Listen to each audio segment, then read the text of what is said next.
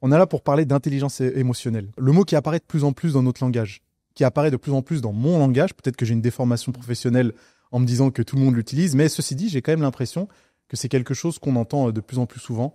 Telle personne manque d'intelligence émotionnelle, telle personne a un trop plein d'intelligence émotionnelle. Mais en réalité, est-ce qu'on pourrait avoir une définition plus précise, Christophe? Ouais, alors déjà, c'est qu'il y a un vrai besoin. On en entend parler parce que tu as un besoin qui est très très fort. Les gens sont sous-outillés par rapport à ce qui se passe. Tu vois, tu as des bouleversements sociétaux. Tu as le règne de l'IA qui est en train de s'installer. Tu prends tous les sondages là récents, tu prends Forbes, tu prends l'IBM Index, tu prends les rapports du Forum économique mondial. Ils te disent tous que en fait, dans les 3 compétences clés qu'il faut à peu près maîtriser pour s'adapter à ce nouveau monde, il y a l'intelligence émotionnelle. Ou alors, on va dire des dimensions qui sont liées à l'intelligence émotionnelle. Donc l'intelligence émotionnelle, c'est quoi? C'est presque une intelligence darwinienne.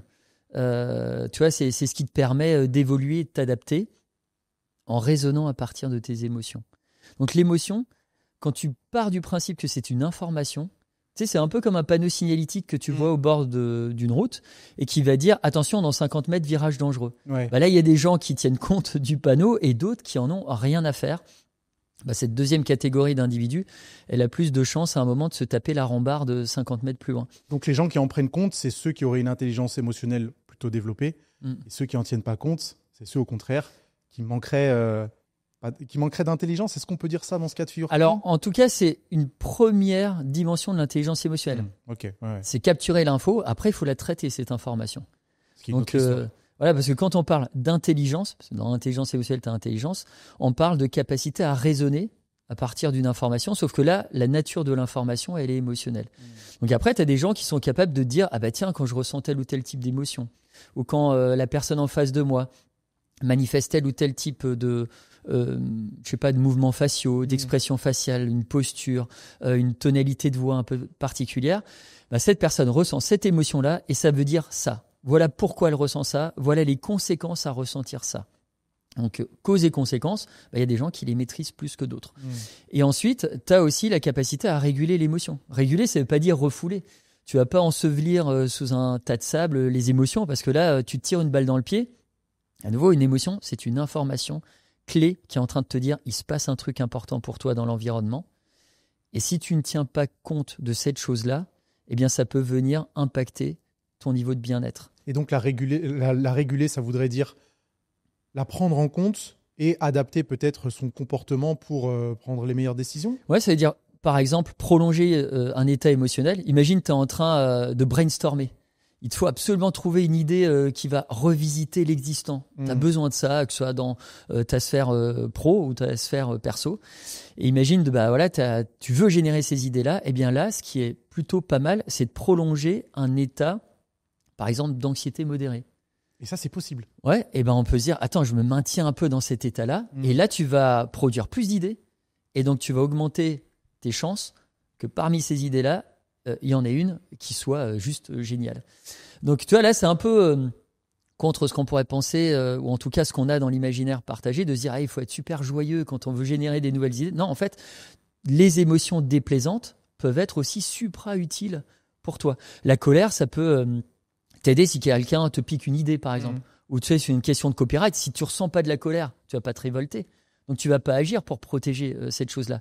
La peur, ça va te sauver d'un danger, qu'il soit physique. Tu vois, tu as une bête féroce qui te charge. Si tu ressens pas de peur, ça va pas activer les muscles de tes cuisseaux. Tu vas pas prendre tes jambes à ton cou et là, tu te fais dévorer. Ouais.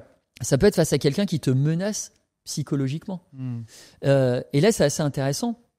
Tu as des gens qui peuvent te vouloir du mal, qui peuvent avoir un comportement toxique vis-à-vis de toi.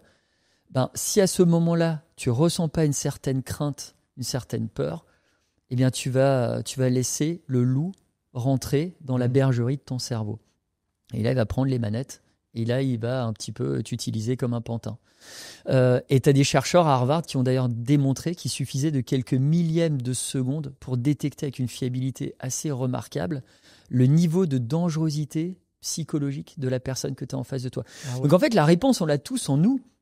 On a des signaux émotionnels qui viennent nous dire « Attention, warning, où il se passe ceci, cela ». Le seul problème, c'est qu'une majorité d'individus ne traitent pas ce signal-là.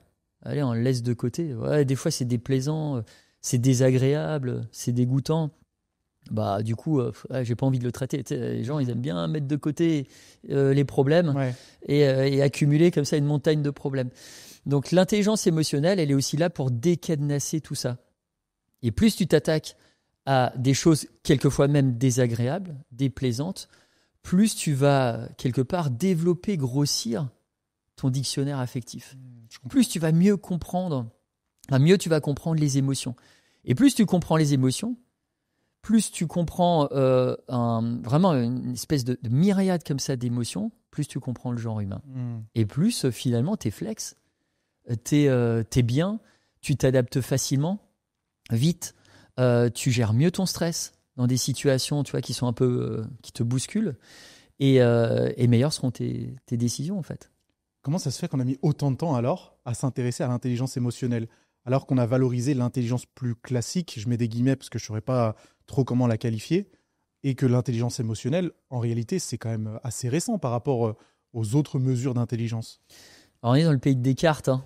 Donc dans le pays de Descartes, voilà, il y a alors même si moi j'adore Descartes, hein, je caricature un petit peu, mais on est quand même dans même prendre notre système scolaire, l'accès à certaines écoles, à certaines universités, etc. Tout ça est très rationnel, très basé sur le diplôme. Je pense, donc je suis. Ouais. Et donc tu as vraiment le diplôme aujourd'hui, c'est un proxy d'un test de quotient intellectuel. On sait que plus tu fais des études longues, plus tu fais des études prestigieuses, plus généralement tu as une probabilité forte d'avoir un quotient intellectuel élevé. Donc si tu veux, l'intelligence analytique, c'est devenu aujourd'hui une intelligence académique. Donc nous, on est vachement dans ce système-là. Tu vois, la plupart des pays occidentaux sont vachement dans ce système-là. Donc quelque part, la place de l'émotion, tu vois, elle était un peu de côté. Balayé, ouais. Et il se trouve que fin des années 80, tu as des chercheurs américain, Peter Salovey, qui était jusqu'à il n'y a pas si longtemps que ça encore le président de l'université de Yale. Donc, tout ça pour te dire que tu donnes pas les manettes d'un joujou académique si puissant. Hein. Yale, c'est un des plus grosses organisations en termes de recherche en psycho. Tu donnes pas les manettes d'un tel joujou à quelqu'un qui n'a pas révolutionné son champ. Bah, lui, il a révolutionné en parlant d'intelligence émotionnelle. Donc fin des années 80, il est en train de réfléchir à tout ça. Il dit, tiens, attends, l'intelligence, ça se passe comme ça, les émotions, c'est comme ça. Oui, mais les émotions, ça permet l'adaptation. Mais en même temps, quand on parle d'intelligence, l'intelligence, son but ultime, c'est quoi? C'est de permettre à l'individu de s'adapter à son environnement, à tout type de situation. Bah, pourquoi les deux, on les marierait pas? Et là, il était en train de repeindre la façade de sa maison avec son pote de l'époque, Jack Mayer. Et d'un coup, Jack Mayer balance le mot, il fait, mais attends, intelligence émotionnelle. Et donc là, il se dit, waouh, le concept, il est trop top. Et là, ils se mettent à bosser dessus, comme des acharnés. Tu vois, vraiment, en fait, c'est la naissance de ce concept, je la compare un peu à la naissance de, je sais pas, de HP, comme ça, des grosses success stories où les mecs, ils étaient soit dans des garages, soit dans des... Et à un moment, ils ont l'idée de génie. Et ils disent, mais en fait, ces deux mondes-là, ils sont pas opposés. Ils sont pas antagonistes. En fait, ils se parlent. Ils sont complémentaires. Tu vois, c'est ça, un couple, en fait. Tu crées un couple. Et donc, ils ont commencé à travailler là-dessus. Il y a eu des écrits scientifiques. Donc, si tu veux, c'est assez jeune, hein. Parce que fin des années 80, si on regarde à l'échelle de l'histoire de la psychologie, c'est tout jeune. C'est quand même assez récent. Et depuis, écoute, tu as des publications tous les jours, soit en neurosciences sociales, en psychologie cognitive différentielle, etc., qui te montrent les bienfaits de cette intelligence. Et il se trouve que le pourcent d'individus, nous on l'a mesuré sur la population française, tu as moins d'1% de la population qui peut être catégorisée comme étant experte en intelligence émotionnelle. Eh bien, eux, ils ont accès à tout un tas de bénéfices dans la vie. Meilleure gestion du stress. Donc, ils sécrètent moins d'hormones de stress, de cortisol en situation stressante. Moins sujet au burn-out et au bore-out. Tu sais, bore-out, c'est quand tu t'ennuies de manière chronique. À un moment, ça crée chez toi des troubles du sommeil, des troubles alimentaires. Ça va entraîner chez toi des phases dépressives, des troubles alimentaires, des manies, etc. Ces personnes-là prennent de meilleures décisions, notamment en situation complexe et en jeu. Ils ont un meilleur relationnel avec l'autre, que l'autre soit ta copine, ton copain, ton gamin, ton collaborateur, un kidam dans la rue, etc. Moins addict à des substances addictives type alcool, drogue dure, meilleure santé psychique, physique, meilleure qualité de sommeil. Pour les plus jeunes, moins sujet au harcèlement, que ce soit le harcèlement physique, donc quand tu te fais agresser physiquement, ça c'est plutôt les garçons ados qui subissent ça, ou alors le harcèlement, on va dire, plus psychologique, où là, on va faire courir sur toi des rumeurs, on va dire des choses pour venir un peu casser ton image, on va te rejeter du groupe, c'est ce qu'on appelle l'ostracisation.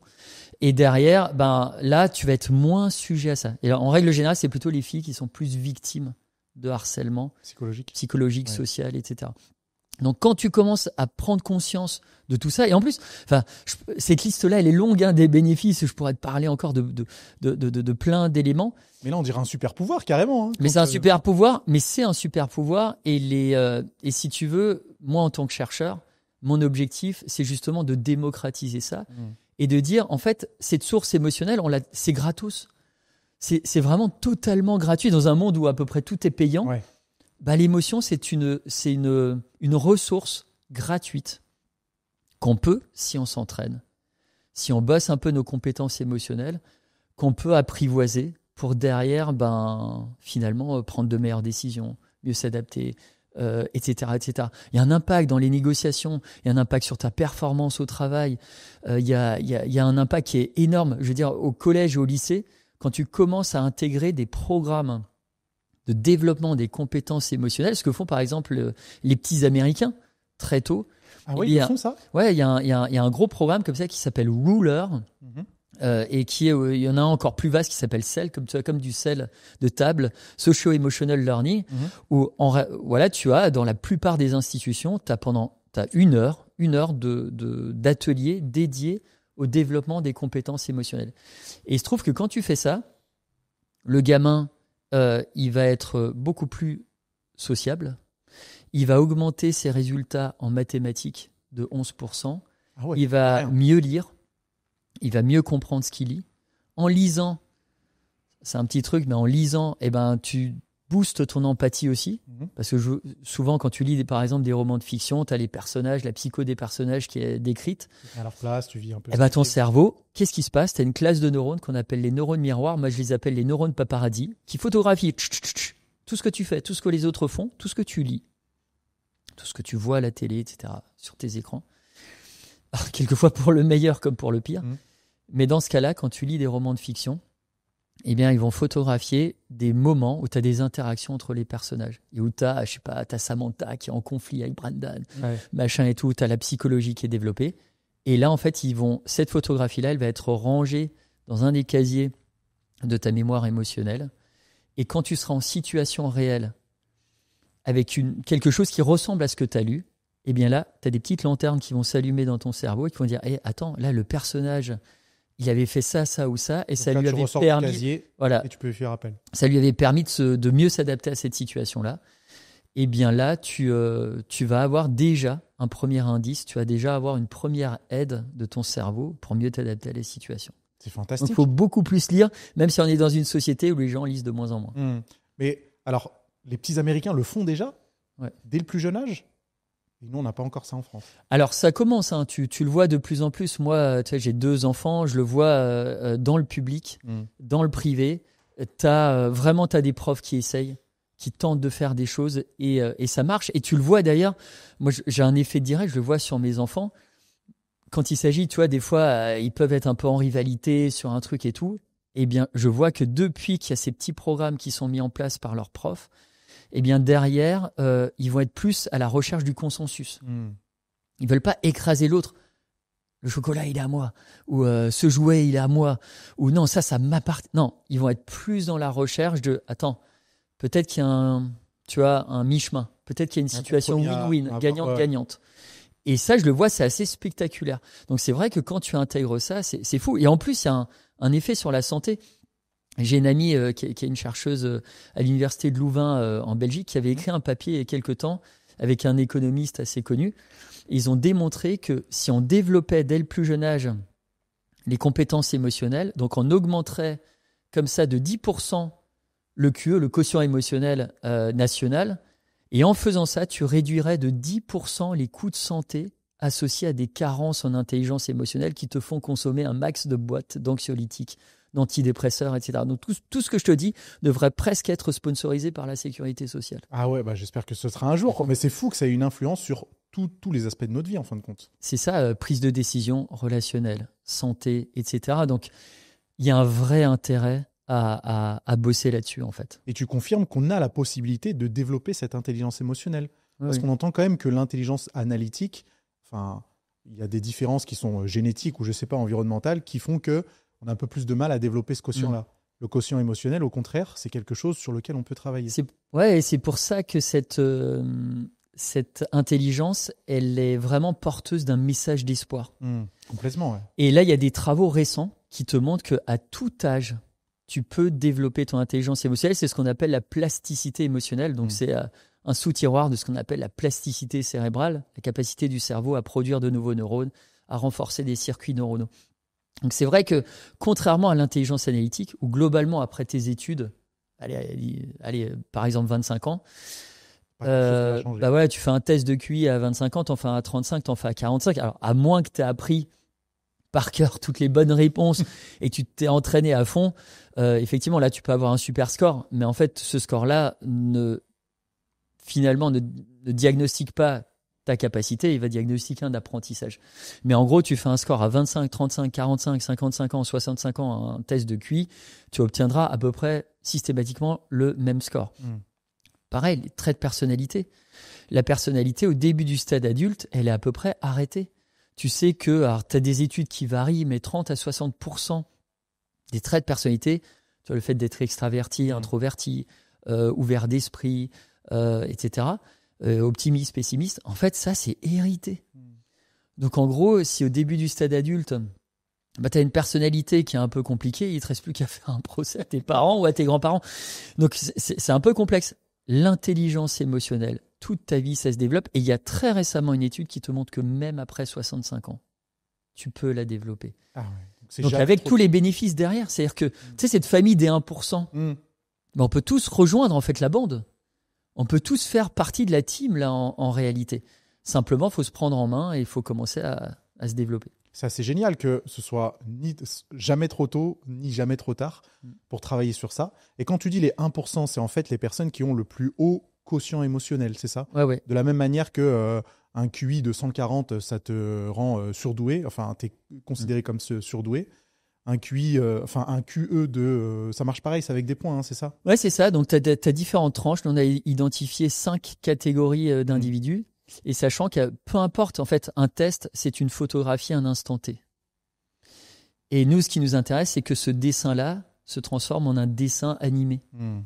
Alors qu'à un moment, tu dis, OK, là, je suis moins fort sur telle ou telle dimension de l'intelligence émotionnelle. Je l'ai repéré via un test. Un test, ça sert qu'à ça.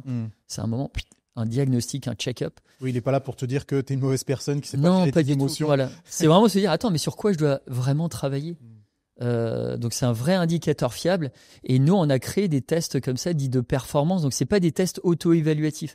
Tu vas sur internet, quand tu tapes QE, etc., souvent tu as des tests auto-évaluatifs. Tu as un item, tu as une affirmation qui est faite de toi du type je suis très à l'écoute d'autrui. Sur une échelle de 1 à 7, dis si tu es d'accord ou pas avec cette affirmation qui est faite de toi. Bon, en règle générale, là, tu cèdes au doux champ de la désirabilité sociale. Tu veux te montrer plus QE que tu l'es en réalité et tu vas cocher un super score. Alors qu'en réalité, pas mal d'entre nous, on est incapables globalement d'être assez objectifs avec nous-mêmes. Donc déjà, il y a ça. Et après, effectivement, souvent, on veut se montrer plus beau qu'on l'est en réalité. Ouais. Donc ça, c'est pas objectif, quoi. C'est du divertissement, en fait. C'est un peu pour repasser le temps. Et... Des fois, c'est pour te rassurer ou alors pour dire, regarde tout ça. Regarde mon super score. Alors qu'en réalité, si tu veux vraiment avoir un diagnostic précis sur toi-même, là, tu fais des tests dits de performance. C'est comme quand tu fais un test de QI chez le psy, les matrices de Raven, un test de Wechsler ou quoi. En fait, tu as des logiques. Et là, tu as une seule bonne réponse, tu sais ou tu sais pas. Et là, nous, c'est pareil, c'est-à-dire que tu as des logiques émotionnelles. Et il y a des gens qui sont plus capables que d'autres de comprendre ces logiques-là et de les appliquer dans leur vraie vie. Donc c'est pour ça que nous, on a passé des années avec une collègue doctorant en psycho, Lisa Bellinghausen, a créé ces tests-là parce qu'on en avait un peu marre de tous ces tests-là qui inondaient le marché et qui étaient, comme je l'ai dit, pas très fiables. Nous, ce qu'on voulait, c'est que les personnes aient à un moment une photographie fidèle à qui ils sont et qu'ils aient juste des pistes après pour pouvoir se développer. Et ils ont des pistes parce que j'ai passé le test hier. Ouais. On en reparlera juste après. Et du coup, c'est le test qu'on peut retrouver sur ton site. Ouais, ça s'appelle Génération QE, donc génération-QE.com. On mettra le lien en description de toute façon. Et tu as un test qui est pour tout le monde. Alors, c'est à partir de 18 ans. Et puis, tu as un test qui est un peu plus spécialisé pour le monde de l'entreprise. Ok. QE Pro, QEG. Super. Ça veut dire que les émotions peuvent nous rendre plus intelligents, en fait. Ouais, tout à fait. C'est-à-dire que l'émotion, elle est là à nouveau pour te faire comprendre la réalité dans laquelle tu vis. On n'est pas obligé de subir toutes ces émotions. Non, c'est ça. Les comprendre, les analyser et puis les utiliser à bon escient en fin de compte. Et tu sais, alors il y a aussi des émotions dysfonctionnelles. Il y a des émotions qui quelquefois s'invitent en toi alors qu'elles ne devraient pas s'inviter dans cet espace-temps, avec cette intensité-là, etc., dans tel ou tel type de situation. Tu aurais un exemple tu vois, imaginons tu es... je sais pas, tu te rends sur ton lieu de travail, t'es frustré parce que tu trouves pas de place de parking. Sauf que dans une demi-heure, tu as un client important qui vient te voir. Toi, si cette frustration-là, tu la laisses monter en toi, à un moment, ça devient de la colère, etc., ce qui est absolument pas l'émotion que tu vas devoir exprimer devant la personne avec qui tu veux construire quelque chose. Ouais. Donc en fait, l'intelligence émotionnelle, elle te permet à un moment de faire le tri entre ce qui est utile ou pas par rapport à un objectif que tu t'es fixé ou à un futur, imminent, où là, tu dois te dire, l'objectif est celui-ci, cette émotion, elle va plutôt m'aider, celle-ci, elle va pas m'aider. Donc l'intelligence émotionnelle, c'est un filtre aussi. Ça te permet de mettre de côté ce qui est pas bon et de garder le meilleur. Surtout quand tu sais que 9 peurs sur 10 qu'on ressent au quotidien, eh bien, elles sont factices. Elles ont pas lieu d'être. Il n'y a pas de cause réelle. Le seul problème, c'est que quand tu manques d'intelligence émotionnelle, ton cerveau, il se fait avoir comme un bleu. Et là, lui, il va vouloir jouer au sapeur-pompier. Il va vouloir éteindre tous les départs de feu psychiques dans le cerveau. Et ça lui demande beaucoup d'énergie. Et tu fatigues très vite. C'est comme un moteur de voiture en sur-régime. Au bout d'un moment, tu continues à être en sur-régime sur je ne sais pas combien de kilomètres. À un moment, tout pète, quoi. Ton moteur, il explose. Et tu l'as dit juste en début de podcast. Aujourd'hui, on en a peut-être besoin plus que jamais. Parce que ces peurs inexpliquées, c'est 9 peurs dans la journée inexpliquées, probablement que l'environnement dans lequel on vit, la situation dans laquelle on est, tout ce qui se passe autour de nous, augmente encore plus, toutes ces peurs qui ne devraient pas se présenter. Et c'est là qu'on parle de contagion émotionnelle. Tu regardes les chaînes d'infos en continu, qu'est-ce qui est vendeur ? C'est le négatif. Bien sûr. Donc on va te parler de ce qui va pas. C'est même les réseaux sociaux, c'est les réseaux sociaux, tout ce à quoi on est confronté. C'est ça. Et tu vois qu'il y a. Et regarde même, prends Netflix. Tu prends l'accueil de Netflix. J'ai rien contre Netflix, mais tu prends la page d'accueil de Netflix. Regarde la nature des documentaires et des séries. Tueur en série. C'est du Jeffrey Dahmer. Et en fait, les gens ont une appétence vers ça, mais tu sais que cette appétence, elle s'explique par leur propre finalement. Blessures et leur propre mal-être souvent. Et souvent, on est attiré par ça parce que ça fait écho à ce qu'on vit actuellement. Et tu vois, regarde, là, on a quand même une crise socio-économique aujourd'hui dans le monde. Il y a des choses qui ne sont pas très rassurantes qui sont en train de se produire outre-Atlantique. Aussi, le climat, il est très lourd d'un point de vue émotionnel. Le climat émotionnel, il est pesant. Donc derrière, effectivement, cette compétence-là, elle est supra-utile pour pas se faire écraser par tous ces stimuli, par toutes ces choses qui au quotidien viennent, à chaque fois nous affaisser un peu plus psychiquement. Donc moi, je me considère comme étant, ou en tout cas j'essaye avec mes collègues, avec nos travaux, de redresser psychiquement les gens, de leur permettre d'être beaucoup plus résilients. Et c'est pour ça que je travaille avec des personnes qui ont vécu des choses folles d'un point de vue émotionnel, que ce soit des crashs d'avion, des survivants de crashs d'avion, des survivants d'attentats, des personnes, des membres du GIGN, du RAID, qui ont eu à gérer des situations où ça bullait comme ça très très fort. Je vais te donner juste un exemple. Moi, une des plus belles, deux des plus belles rencontres que j'ai faites, je vais te les raconter en 2 temps. T'en as une, c'est avec Annette Herfkens. Et il se trouve qu'Annette Herfkens, on est dans les années 90, c'est une des premières traders femmes européennes à Wall Street. Donc, tu vois, la mécanique intellectuelle plutôt bien huilée. Et elle est amoureuse, folle amoureuse, d'un autre gars qui est un financier qui s'appelle Patch. C'est l'amour de sa vie. Ils ont tous les deux la petite trentaine. Et lui, il décide de l'inviter dans une station balnéaire au Vietnam, un truc, tu vois, idyllique. Et il pense, en tout cas, à lui demander sa main à ce moment-là. Elle dit OK, mais pour se rendre là-bas, ils doivent prendre un petit avion, un Yak 40. Alors, petit conseil à toutes les personnes qui nous regardent, montez jamais là-dedans, parce que c'est un des avions les plus dangereux au monde. C'est une espèce de caisse de savon qui, tu vois, qui trempe de partout. Mais elle le fait quand même par amour. Tu vois, comme quoi tu fais des conneries des fois par amour. Elle monte dans cet avion et tu vois le truc venir. Cet avion s'écrase en pleine jungle vietnamienne. Elle est la seule survivante. Et elle va survivre dans cette jungle 8 jours, avec les 2 jambes brisées, un poumon perforé, la mâchoire cassée. Elle va survivre 8 jours avant d'être secourue. Et Annette Herfkens, donc on a passé 1 an et demi à échanger sur ce truc-là. Et moi, je voulais vraiment qu'elle me livre quelque chose de profond. Je voulais rentrer en fréquence d'intimité avec cette personne. Et Annette me dit, mais c'est fou parce que j'ai jamais ressenti de peur paralysante pendant ces 8 jours où j'étais seul dans la jungle. Et la jungle, tu vois, environnement un peu hostile. T'as plein de bêtes féroces qui en veulent à ta masse musculaire. Toi, en plus, t'es blessé. Tu vois, t'es diminué. C'est compliqué, quoi. Donc, elle a pas senti de peur paralysante à ce moment-là. Et là, je dis, mais c'est quoi ton truc ? Et donc là, elle me sort un schéma mental qui est propre aux individus émotionnellement intelligents. Et elle le dit avec ses mots. Mais elle dit, mais moi, en fait, j'étais un peu comme Harry Potter, le jeune sorcier, quand il est attaqué par des monstres. Qu'est-ce qui se passe ? Je ne sais pas si tu es fan de Harry Potter, mais quand Harry Potter se fait attaquer, il va invoquer un patronus, expecto patronum. Et là, il y a une espèce de bulle de protection qui va se forger autour de lui, se former comme ça. Et cette bulle de protection, c'est un bouclier, en fait. Le négatif peut pas l'atteindre. Et de quoi est emplie cette bulle de protection ?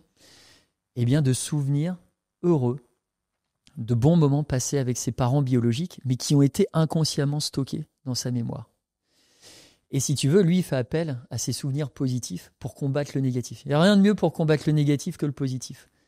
Et ça lui donne une force de résilience, et ça lui donne de l'énergie pour affronter finalement ce qui ne va pas. Eh bien, nous, on peut faire la même chose. C'est-à-dire que Annette Herfkens, quand elle était dans la jungle, elle a eu plein de fulgurances comme ça, de pensées qui sont venues à la surface de sa conscience et qui l'a ramenée à des bons moments passés avec des membres de sa famille, avec son chéri qui venait, tu vois, en plus décédé, avec ses amis, etc., etc. Et elle a été baignée là-dedans, en fait. Et ce truc-là a fait qu'elle s'est redressée psychiquement et qu'elle avait la niaque, en fait, pour affronter la situation. Ça, tu peux le faire si tu investis affectivement dans les autres. Le meilleur investissement à faire, c'est pas dans le bâtiment, c'est investir dans l'autre. Et dans cette société qui est supra-individualiste, qui est auto-centrée, on investit souvent vachement dans nous-mêmes, en fait. On oublie d'investir du temps de cerveau disponible avec les autres.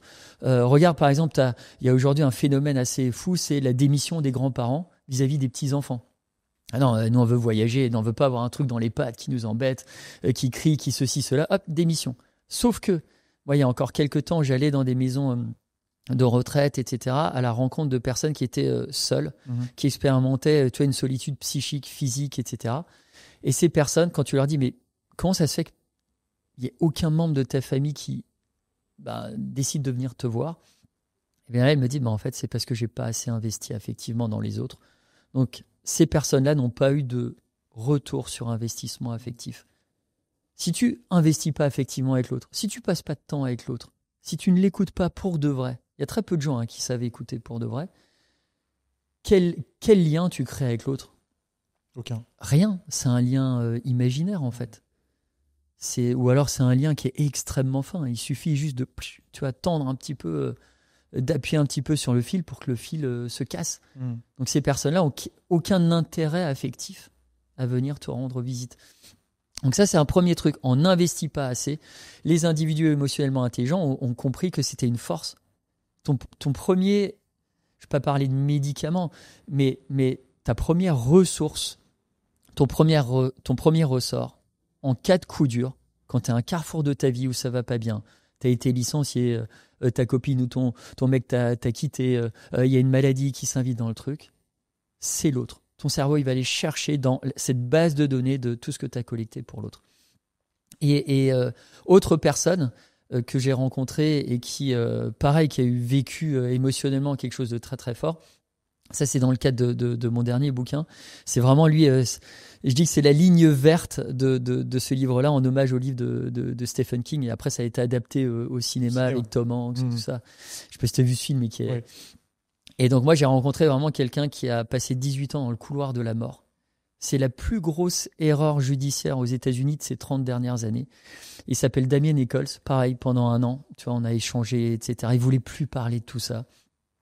Franchement, je sais même pas par quel heureux hasard il a accepté de jouer le jeu, parce qu'on est allé quand même très très loin dans l'analyse de son profil et de ce qui s'est passé, tout en épargnant un peu le lecteur aussi, parce que tu vois, il y a des trucs, moi je me suis auto-censuré sur 2-3 trucs parce que c'était pas nécessaire, mais ce gars-là a vécu des choses quand même assez fortes. Donc il était accusé d'un triple homicide sur des enfants. On est dans les années 90, en pleine panique satanique aux États-Unis. Tu vois, on parlait avant des tueurs en série, etc. Donc là, années 80, années 90, tu as les grands numéros, les grands noms de tueurs en série qui apparaissent dans les médias. Donc les Américains sont un peu flippés. On laisse plus comme ça sortir les enfants. On vient les chercher à l'école, etc. Donc tu as un truc. Et il se trouve que lui, manque de bol, il lit du Stephen King, il écoute du Metallica, il s'habille en gothique. Bon bref, tu vois, tout pour faire peur. Et en plus, il vit dans les quartiers pauvres des États-Unis. Donc la victime, en tout cas le suspect idéal dans ce cas-là. Donc il est accusé à tort. Et il se trouve que le 19 mars 1994, et c'est peut-être ce qui nous unit tous les deux, moi je fêtais mes 15 ans. J'étais en Alsace avec mes potes. Je me souviens encore précisément de cette journée. C'était ensoleillé, etc. Superbe journée. Quand moi je vivais quelque chose d'assez lumineux dans ma vie, lui, il vivait la crasse. Il est à ce moment-là condamné à mort, en fait. On lui dit, homicide qu'il n'avait pas commis. Et donc ce jour-là, on lui dit, toi, tu vas mourir, en fait. Donc tu vas passer dans le couloir de la mort et on va t'exécuter à un moment. Et c'est peut-être ça qui nous unit d'une certaine manière. Et Damien Nichols, donc il m'a dit plein de choses, mais parmi toutes ces choses-là, il y en a une, moi, qui m'a vraiment marqué. Il me dit, tu sais, quand tu parviens à apprivoiser les émotions, et il en a vécu un paquet dans ce couloir de la mort. Il me dit, quand tu parviens à apprivoiser les émotions, même les plus désagréables, même les plus déplaisantes, eh bien, à un moment, l'insupportable, la crasse, le toxique ne te brise pas. Et ce gars-là a développé son intelligence émotionnelle en prison en lisant des milliers de bouquins. Et notamment des bouquins en psychologie. Il a eu aussi des bouquins sur les émotions. Et si tu veux, par rapport à ce que je te disais précédemment, tu as cette classe de neurones qui photographiait plein de trucs. Tiens, ah oui, ça fonctionne comme ça. Ah oui, ça, c'est la logique émotionnelle. Ah oui, quand tu ressens de la jalousie ou de l'envie, ou quand tu ressens de la sérénité ou de l'enthousiasme, ça se passe comme ça. C'est pour ça que tu ressens ça. Et voilà le bénéfice qui est associé à ça.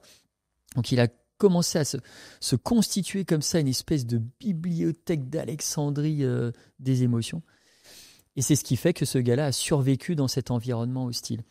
Et moi, je le compare souvent à un tardigrade, tu sais, ces petites créatures de moins d'1 millimètre qui résistent à toutes les températures hautes et élevées qu'on a envoyées dans l'espace, qui est quasi indestructible.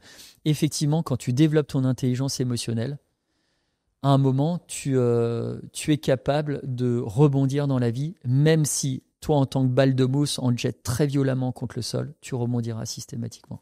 Donc là, en plus, tu as 2 anecdotes qui sont des cas absolument extrêmes et qui manifestent vraiment une intelligence émotionnelle assez exceptionnelle. Oui, puis eux, ils ont fait, si tu veux, en plus, ils ont fait un apprentissage. Ils n'avaient pas le choix. Là, c'était, ils étaient plus sur les bancs d'école, ils n'avaient pas accès à tout un tas de choses. Sauf que, à un moment, il y avait cette nécessité-là de développe ton intelligence émotionnelle ou meurs. Ouais.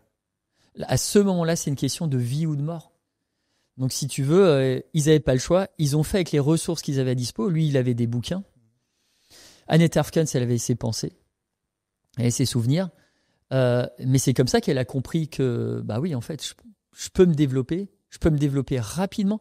Parce que la plasticité dont je te parlais, il ne faut pas des années et des années. Contrairement à ce qu'on croyait il y a encore quelques années. Je te donne une petite anecdote. Il y a un groupe de chercheurs qui a montré que si tu suis, par exemple, 8 heures de formation en pleine conscience, formation sérieuse, hein, pas un truc psychédélique et tout, eh bien, si tu suis ça, eux, ce qu'ils observent, c'est qu'il y a une modification de l'expression de certains de tes gènes. Donc, c'est-à-dire qu'aujourd'hui, en suivant une formation, en t'éduquant, en t'instruisant sur ces thématiques-là, tu peux intrinsèquement modifier des choses. Tu peux modifier des choses qui sont au plus profond de toi-même, qui constituent l'unité de qui tu es. C'est exceptionnel. C'est juste fou, en fait. Donc, ouais, on n'arrête pas le progrès. Aujourd'hui, il y a des travaux qui sont extraordinaires. Et c'est pour ça, moi, j'ai dans là, les 2 derniers livres, j'ai un des plus grands porte-drapeaux de cette plasticité cérébrale qui est en soutien de mes travaux. Et je suis vraiment heureux de l'avoir à chaque fois dans l'aventure. Il s'appelle Pierre-Marie Liédot. C'est le directeur du département des neurosciences sociales de l'Institut Pasteur. Il travaille là-dessus. Et lui aussi a bien conscience que, ouais, en fait, les choses ne sont pas figées. Alors oui, il y a toujours une part d'inné, hein, que ce soit pour n'importe quel type d'intelligence, que ce soit pour n'importe quelle caractéristique. Il y a une part d'inné. Voilà. Plus ou moins à l'aise. Mais derrière, voilà, il y a cette malléabilité-là. Tu sais, le cerveau humain, c'est un peu comme un accordéon. C'est un peu comme l'univers. Il peut se tendre et se détendre. Il faut juste lui donner à manger. Il faut juste le nourrir. Et je trouve qu'on est quelquefois un peu fainéant par rapport à ça. Et ça, c'est le problème des écrans, c'est le problème de plein de trucs. Aujourd'hui, c'est facile juste de se coller devant un truc et quelque part tu vois, c'est comme si tu outsourçais ou c'est comme si tu t'enlèves un peu une partie de ton cerveau, tu délègues. Tu délègues à telle ou telle app, tu délègues à tel ou tel truc. Tu vois, les bagnoles, tout est assisté, etc. Mais en faisant ça, en fait, en réalité, tu te mets un petit peu en danger. Et tu ralentis le développement de ton cerveau, tout simplement. Est-ce que tu penses qu'on est vraiment feignant ou juste pas du tout éduqué sur la question ? Il y a probablement une part des deux. Ouais, alors le côté fainéant ou oisif, hein, c'est même pas péjoratif, c'est juste que tu as tellement de stimuli, tu as tellement de trucs aujourd'hui, d'opportunités d'être aidé par plein de choses que, tu vois, autant de Cro-Magnon, c'était plus compliqué. Hein. Ouais. Pour te nourrir, fallait à un moment, lève-toi, fallait y aller. Prends la lance, va peut-être même te blesser, mais voilà, il faut se mettre en mouvement. Et tu sais, quand on reste immobile, quand on reste coaché comme ça sur des trucs, des écrans, etc., qu'on délègue tout, eh bien à un moment en plus, on perd de la saveur émotionnelle. Et il se trouve que l'émotion, c'est l'essence que tu mets dans le moteur psychique et qui te permet d'avancer. Si tu remplis pas ton moteur psychique de cette essence-là, t'es pas en mouvement. Émotion, ça vient de ex movere, mettre en mouvement. Et moi, je dis souvent que l'émotion, pour moi, c'est un peu la particule de Dieu. Tu vois, sans émotion, il n'y a pas la magie. On serait comme des pantins sans âme. Ouais. Comme Pinocchio sans, tu vois, quelque chose d'étincelant qui se passe à un moment et qui fait qu'il a une conscience, il ressent des choses, etc. Donc, moi, je vois trop de personnes aujourd'hui qui ont des postures zombiesques, qui ont un électroencéphalogramme émotionnel qui est totalement plat et qui passent finalement comme ça leur CDD de vie sur cette petite boule bleue, mais de manière totalement terne, insipide. Et le problème, c'est que souvent, entre 50 et 55 ans, il y a un réveil. Ils se réveillent, ils regardent dans le rétroviseur de leur vie. Et là, il n'y a que des regrets et des remords. Et ça peut vraiment... c'est un électrochoc qui peut te booster, te dire « Attends, il faut que je change quelque chose ». Ou au contraire. Au contraire, quelque chose qui peut aussi t'enfoncer encore un peu plus en se disant « Mais là, j'ai déjà consommé la moitié de mon temps de présence là dans l'humanité. C'est gâché, quoi ». Et donc ça peut aussi accélérer la décrépitude. Mais ça peut être un électrochoc dans certains cas. Tu viens de décrire un PNJ. Je ne sais pas si tu es familier avec ce terme-là. Oui. Ouais. Que les gens vivent leur vie comme des PNJ, en fait. Ouais. C'est qu'ils subissent totalement. Et je dis les gens, en fait, je m'inclus aussi dans cette catégorie. Parce que, évidemment, que je suis pas... exempt de tout reproche et de toute mauvaise habitude. Donc ouais, on devient des PNJ.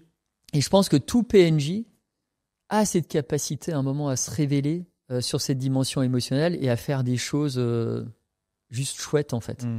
Et les choses chouettes, c'est pas forcément... Tu sais, moi, il y a un truc qui souvent me fait presque mal au cœur à ce stade-là, sont les fausses promesses. Et je vois des fois des gens qui disent « Ah ben tiens, en moins d'un mois, tu vas gagner ton premier $1 million, ton premier $1 million, tu vas conduire une Aston Martin, une machin, une bidule, etc. » tous les jours, littéralement. Ouais, t'es bombardé de ça, tu vois, de messages, de messages portant un faux espoir. Et il se trouve que ça, quand tu veux te conformer à ça, surtout, enfin, si c'est pas ton rêve, peut-être que toi, t'as pas envie de décrocher la lune. Peut-être que t'as pas envie de conduire une super bagnole. Peut-être que t'as pas envie d'avoir $1 million sur ton compte. D'avoir $1 million sur ton compte. D'avoir 20 000 apparts, 15 bitcoins. C'est peut-être juste pas ton kiff. Sauf que, d'une certaine manière, les réseaux sociaux et les médias t'imposent presque ces kiffs-là. Ouais. Donc toi, tu vas te conformer à ça. Et le problème, c'est que si tu t'essayes de mettre des choses en œuvre pour arriver à ça vraiment et que c'est pas ton rêve, que ça ne correspond pas à ton futur souhaitable, eh bien derrière, tu vas jamais l'atteindre. Et le problème, c'est que tu vas te casser la figure et que tu vas avoir un impact direct sur ton estime de soi et sur ta confiance en soi. Donc ça peut créer des gros... Et c'est ça. Donc voilà, vivez vos propres rêves. Ça n'a pas besoin d'être spectaculaire tout le temps. Mais ça, voilà, l'idée, c'est juste qu'à un moment, j'arrive à atteindre un état, ce que moi j'appelle la paisibilité. Toi, tu es serein avec toi-même. Tu es cool. Ou des fois, tu arrives à un état d'euphorie. Tu as un enthousiasme super fort de quelque chose. Bah oui, mais là, on n'a pas tous les mêmes règles.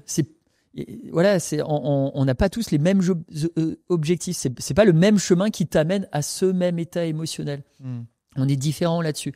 Donc là, voilà, en essayant de mieux se connaître, on peut aussi plus facilement repérer nos propres objectifs qui n'ont pas besoin d'être spectaculaires, mais en tout cas, qui vont avoir un effet émotionnel super bénéfique sur nous. La paisibilité, j'aime bien cette expression. Et tu sais comment l'atteindre, cette paisibilité aussi ? Je vais donner un truc qui est propre aux individus émotionnellement intelligents. C'est que tu l'atteins en fait par la générosité et par la gentillesse. Alors, on en revient aux autres et le rapport que tu peux avoir avec eux. C'est ça. Et la gentillesse, tu vois, aujourd'hui, on te parle de gentillesse, tu vois, c'est un peu non grata. On dit, ouais, trop bon, trop, hein, tu connais la suite. Ouais. Et derrière, on dit, ouais, attends, mais le gentil, on peut facilement l'abuser, le manipuler, lui refiler, tu sais, les dossiers pourris, les trucs. Bon, bref, c'est plutôt quelqu'un qui subit que quelqu'un qui est acteur de sa vie. Et il se trouve que pas du tout. C'est-à-dire que quand tu es dans un registre gentil, ce qui, en fait, t'autorise aussi, c'est pas parce que tu es gentil que tu dois pas t'autoriser à dire non. Tu peux dire non quand tu sens que c'est pas dans tes valeurs, que c'est pas en phase avec ce que tu as envie de faire. Mais simplement, tu peux le dire sans vociférer, sans invectiver l'autre. Tu peux le dire simplement. Mais si tu es capable de dire non quelquefois, mais de rester dans ce registre de la gentillesse, et bien derrière, y a plein d'effets positifs. Tu sécrètes moins d'hormones de stress. Tu vas augmenter ton espérance de vie. Tu vas atteindre plus facilement tes objectifs. Tu vas produire beaucoup plus d'ocytocine. Ça, c'est le baromètre chimique du bien-être chez les mammifères. Donc, en gros, tu vas mieux te sentir. Donc, cette paisibilité, tu l'atteins. Et c'est quoi un acte typique de gentillesse ? C'est par exemple écouter vraiment l'autre. Ça c'est précieux aujourd'hui. Hein. Mais c'est aussi, par exemple, l'aider. Ça peut être, tu vois, sur les réseaux, par exemple, sur LinkedIn, c'est dire, attends, il y a quelqu'un... Moi, souvent, je suis contacté par des gens qui sont en précarité professionnelle. Ils me disent, attends, est-ce que tu peux pas... Boum, je balance un message. Tu partages ton réseau. Le simple fait de partager, ça ne coûte rien en fait en réalité. Mais ça peut avoir un impact pour cette personne-là. Eh bien, quand tu fais ça, dis-toi que ton cerveau considère que l'acte de gentillesse que tu viens de produire vis-à-vis d'autrui, tu en es le bénéficiaire, comme s'il y avait un effet boomerang, comme si ça te revenait. Et donc, il va expérimenter ce que l'autre ressent. Donc, tu vas être destinataire de ton propre acte de gentillesse. Et là, comme ça, il va se passer plein de choses d'un point de vue biochimique en toi qui va faire que tu vas être flottant, tu vas être bien avec toi-même, posé avec toi-même et d'ailleurs fier de toi aussi. Donc ça a créé de la positivité. Tout à fait. Quelque chose que tu aurais partagé, cet acte de générosité, ça a créé de la positivité. C'est un effet sur l'autre, mais aussi sur toi. Ça, c'est merveilleux. Ça en fait des choses. Là, tu viens nous partager plein de notions tellement intéressantes. Et j'aimerais revenir sur une notion que tu as partagée, c'est la plasticité cérébrale. Est-ce que tu pourrais nous expliquer ce que c'est ? Parce que je saurais même pas définir ce qu'est la plasticité cérébrale. J'aurais dit que excuse-moi de te couper, j'aurais dit que c'est un état dans lequel tu peux absorber plus d'informations, peut-être. C'est vraiment une capacité, il faut le prendre comme une capacité du cerveau à pouvoir produire des nouveaux neurones. Et d'ailleurs, on sait que, par exemple, dans le cerveau de quelqu'un qui est stressé tout le temps, donc ce qui n'est pas le cas d'un individu émotionnellement intelligent, eh bien, cette personne-là va produire beaucoup moins de neurones. Et ces neurones, ils vont avoir un peu, c'est comme un peu des tétards, comme ça, s'il fallait les visualiser.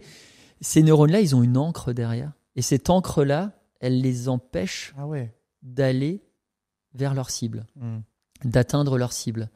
Alors que si tu prends quelqu'un qui est plutôt bien, tu vois, l'état de paisibilité dont je te parlais, qui gère bien son stress, qui a développé son intelligence émotionnelle, déjà là, tu produis beaucoup plus de neurones. Ces neurones n'ont pas cette fameuse encre qui les empêche d'atteindre leur cible, et eux vont contribuer à venir renforcer certains circuits neuronaux, ou dit autrement, à développer tes compétences, notamment tes compétences émotionnelles. Donc la plasticité, c'est ça le vrai message d'espoir. Et après, il y a plein de manières de développer ton intelligence émotionnelle. Je t'ai parlé de la lecture. Il y a des formations qui existent. Tu peux te former à l'intelligence émotionnelle quand tu commences à comprendre qu'il y a des stratégies de régulation qui te permettent à un moment de mieux t'adapter. Tiens, là, en te parlant, j'ai une idée comme ça. C'est une petite anecdote. Donc moi, je suis prof dans une école de management. Et tous les ans, tu fais passer des concours. Et à un moment, tu as un oral. Donc là, tu as le candidat. Les candidats qui ont réussi l'écrit viennent se présenter à toi.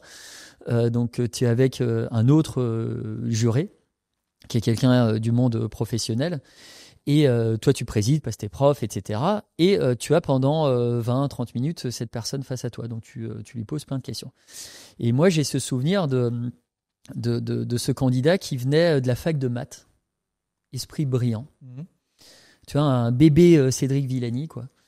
Et ça fusait très, très vite. Donc, moi, j'aime bien. Sauf que le type ne te répondait que par des oui ou des non à tes questions. Oui, non, oui, non. Alors, 25 minutes de oui, non. C'est dur. Imagine 25 minutes, le doigt coincé dans une porte, c'est douloureux, quoi. Et donc là, à la moitié, même pas la moitié, même un peu moins de la moitié, j'interromps le candidat et je lui dis, écoutez, là, franchement, il ne se passe pas grand-chose. Vous ne nous donnez pas d'os à ronger. Alors qu'on sent qu'il y a peut-être quelque chose, quoi, mais il faut nous en dire plus, parce que sinon, vous allez finir avec le zéro de la défaite, le zéro éliminatoire, et vous allez peut-être passer à côté d'une super XP de vie. Et là, je vois le gars qui, en nous répondant, quand même passait son temps à regarder ses mocassins à gland. Il prend son index droit, il remonte ses lunettes triple foyer, il se redresse de 15 cm. Tu sais, il était affaissé, hein, vraiment, il subissait en fait le truc. Et là, je vois qu'il a pris en compte ce que je venais de dire, mais d'un point de vue émotionnel. Et là, le gars, il commence à verbaliser tout doucettement des trucs. Il dit oui, alors il se trouve que... Alors, avec mon père, on a écrit un livre, je n'ai plus la maison d'édition, mais une maison d'édition assez connue. Et ouais, on a vendu 50 000 exemplaires et tout. Ben, c'est l'art, quoi. Oui, merveilleux. Oui, voilà, mais bon, bref. Alors, il se trouve qu'en plus de ça, on a créé aussi avec mon père et des amis un jeu de rôle... sur les réseaux, etc. Donc, on a plusieurs centaines de milliers de followers. Et le gars, il va de dinguerie en dinguerie. Moi, je suis sur mon tel et je vérifie à chaque fois parce que j'ai le nom du candidat, j'ai le nom des trucs. Et je vois à chaque fois, effectivement, je vois le type en interview, en machin, en bidule. Il n'en avait pas parlé. Qu'est-ce qui s'est passé dans sa tête ? En fait, il a utilisé une stratégie de régulation émotionnelle assez connue qui va être la réinterprétation. Il va réinterpréter l'environnement et il va se dire, en fait, là, le gars, donc en l'occurrence moi, il vient me chercher, mais il vient pas me chercher pour me pénaliser, parce que sinon il m'aurait dit, vous sortez de la salle, c'est bon, on en a assez, bof. Et il l'aurait vu sur ma mine. Il dit non, en fait, là, il est venu me pousser dans les coins du ring, mais parce que sans doute, il croit en moi. Il croit en mon potentiel. Donc lui, il a réinterprété la situation comme ça. Et effectivement, moi, j'ai décelé ce potentiel-là. Je l'ai placé comme ça, vraiment dans une impasse où là, à un moment, réagit ou meurt, quoi. Et là, il a réinterprété le truc. Et plutôt que de ressentir de la colère vis-à-vis de quelqu'un qui l'agresserait, donc il m'a pas vu comme un agresseur. Il m'a vu, d'autant plus que la posture est quand même aussi bienveillante et tout, mais il m'a vu comme plutôt un facteur aidant. Et il s'est dit, en fait, bah ouais, il faut que je donne tout maintenant. Et là, il a ressenti non pas de la colère, mais de la fierté.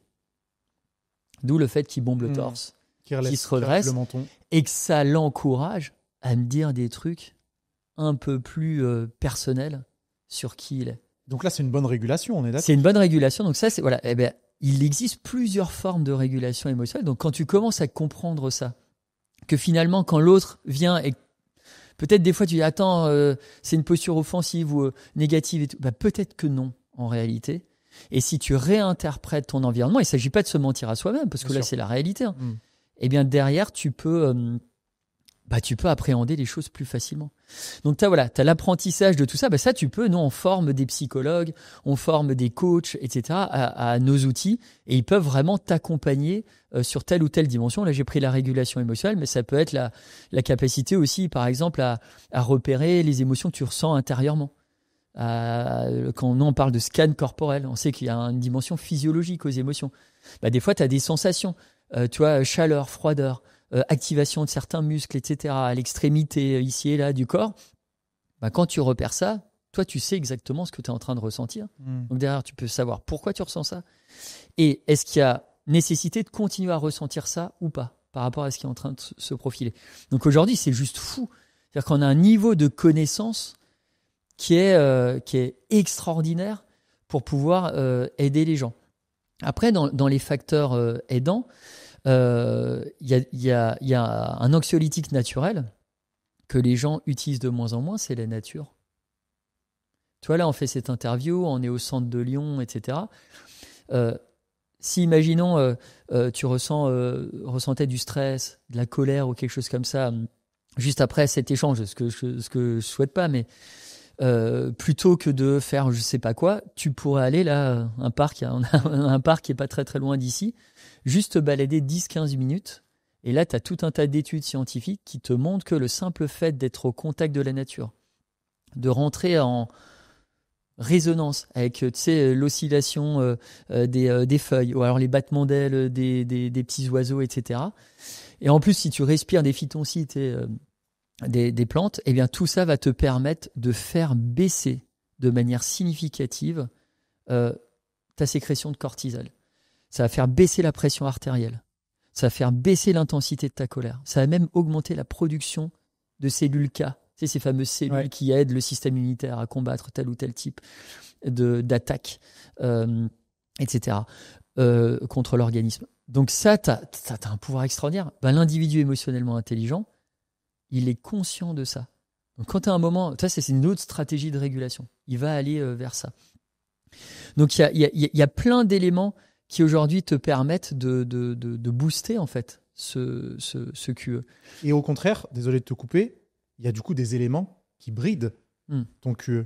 C'est-à-dire que si te confronter à la nature, ça te permet de faire baisser ton taux de cortisol, etc., le train de vie métro-boulot-dodo, c'est probablement la pire chose pour tout à fait. toutes ces émotions.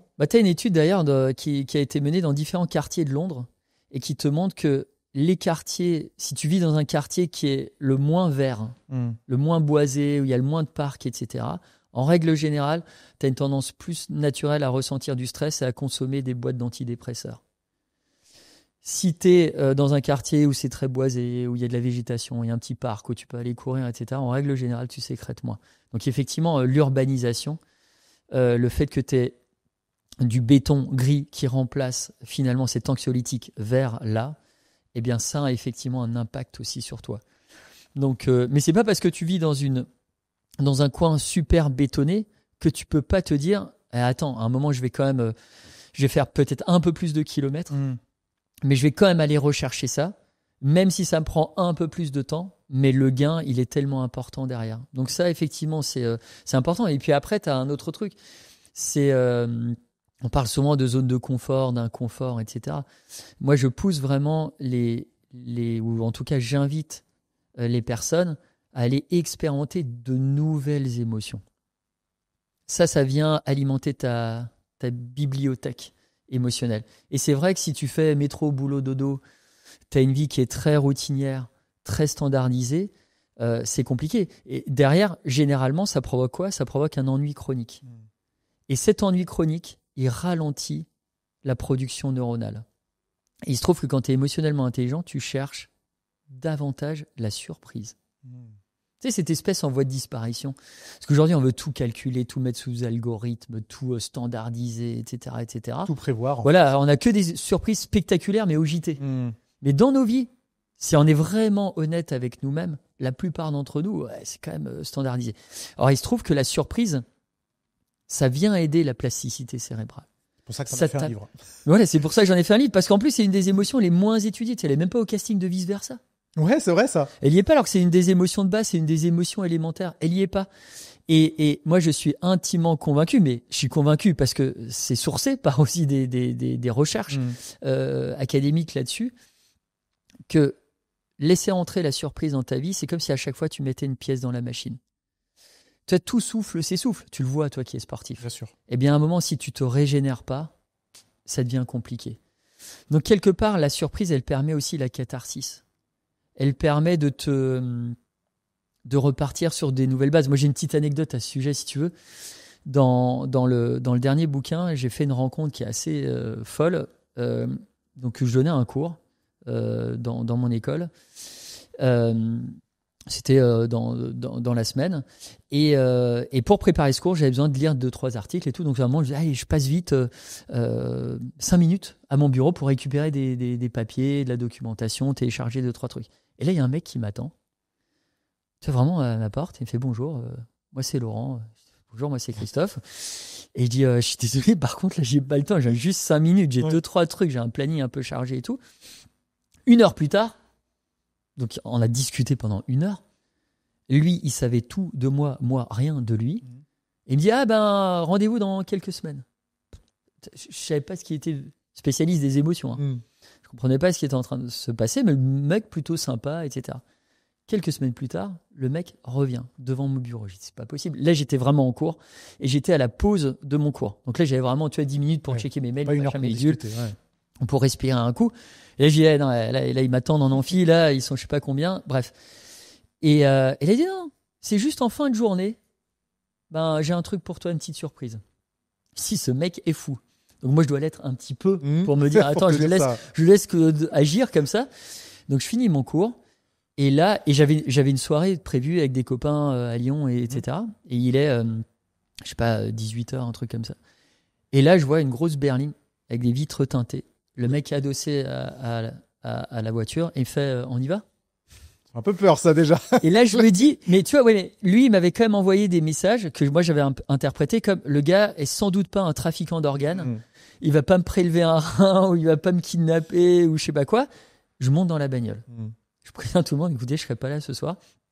Et quand je rentre dans la voiture, il y a un autre gars à l'arrière. Il me serre la main, il fait bonjour, moi c'est Thierry, Christophe. Et il me dit, je lui dis, mais qu'est-ce qu'on fait là en fait ? Et il me dit, j'en sais foutre rien. Et on part pour 1 heure, 1 heure et demie de route. Donc l'autre gars était dans la même situation que toi, quoi. Et j'apprendrai plus tard que cette personne-là, qui est devenue un ami entre-temps, c'est un grand patron dans la région lyonnaise qui travaille sur des sujets assez fous et qui était au tribunal de commerce, etc., vice-président, Thierry Regon, là je donne son nom, je le salue ici, qui avait vécu cette même expérience. Et là on arrive, donc 1 heure et demie plus tard, dans un espèce de relais château, machin, et je vois que des types costumes, cravates et tout. Et là, le fameux Laurent, à nouveau, qui avait rien lâché pendant le trajet, nous amène dans une salle. Et là, il prend 2 feuilles qu'il place en chevalet. Il écrit Christophe Hague, Thierry Regon. Il place, prend le micro, il rameute les troupes. Il y a je ne sais pas combien de personnes qui arrivent dans la salle. Et là, il dit bonjour, écoutez, je suis ravi d'être avec vous ce soir. Et en plus, on a la chance d'avoir Christophe Hague qui va vous animer une conférence pendant 1h30 sur l'intelligence émotionnelle. Là, je le regarde, punaise de gars, déjà gratuit. Ok, après je le fais. Et j'ai dit, ouais, bien joué quand même. Donc je fais ma conf. Thierry Regon était là pour donner un petit peu, tu vois, le point de vue du dirigeant qui apprivoise les émotions au quotidien, qui utilise cette intelligence pour gérer son stress, prendre de meilleures décisions. Donc, tu vois, le point de vue vraiment, pragmatique. Et moi qui expliquais comment ça se passe dans le cerveau, etc. Et là, 1h30 de conf. La conf se finit, il y a le cocktail et tout. Et là, le fameux Laurent arrive, bon, allez, on y va et tout, ça se passe bien. Et dans le trajet, il me dit, t'as compris quel métier je faisais dans ma vie ? Et là, je le regarde et je lui dis un truc du type 007 ou Bureau des légendes, tu vois, quelque chose comme ça. Quoi. Et il me fait, ouais, c'est ça. Et il se trouve que ce Laurent, effectivement, est un ancien clandé.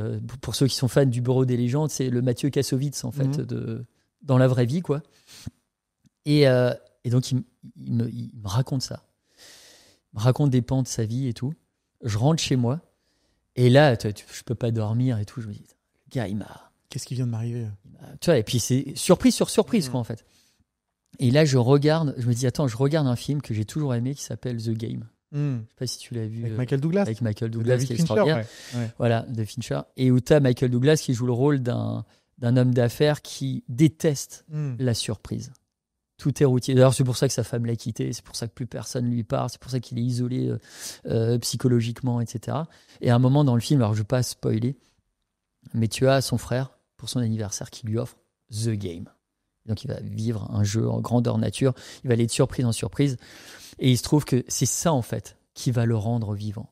La surprise, c'est ce qui te rend vivant, c'est-à-dire qu'à la fin, il casse les codes, il se met à revivre, en fait. Son électroencéphalogramme se remet à osciller, il repart, etc. Donc ça, c'est vraiment... Voilà. C'est exemple de prendre ce film. Hein. Et pour ceux qui ne l'ont pas vu, allez le voir parce que ça permettra de bien illustrer ce que tu viens de dire. Hommage à la surprise. Voilà. Donc la surprise, c'est vraiment quelque chose qui est extraordinaire. C'est ce qui te permet de... C'est le sel de la vie. Et dans cette soirée, quand tu as accepté de monter dans la voiture, tu te disais... Ok, je vais m'exposer à la surprise, ça va sûrement être bon pour moi, ou non, tu n'avais pas ce recul? J'étais dans cette démarche-là parce que je l'enseigne. Tu vois, moi, le truc principal, tout ce que je te dis là, tout ce que je dis à mes étudiants, tout ce que je dis dans des émissions télé, radio, etc., tout ce qui sort publiquement de ma bouche, en règle générale, dans 99,9% des cas, je l'ai expérimenté avant parce que sinon, j'aurais une sensation désagréable de quelque part imposer quelque chose que je n'ai pas prétesté moi-même. Bien sûr. Donc il y a vraiment ce côté de... Et donc effectivement, cette ouverture et tout, là, tu vois, c'est un exemple typique. Je peux t'assurer que derrière, même dans ma vie, perso à ce moment-là, il y a des choses qui ont été modifiées. Il y a ou des choses, tu sais, que tu mets des fois un peu de côté, que tu enterres un peu, je le ferai plus tard, etc. Non, tout ça a été remis sur le devant de la scène et pour vraiment des bénéfices derrière, quoi.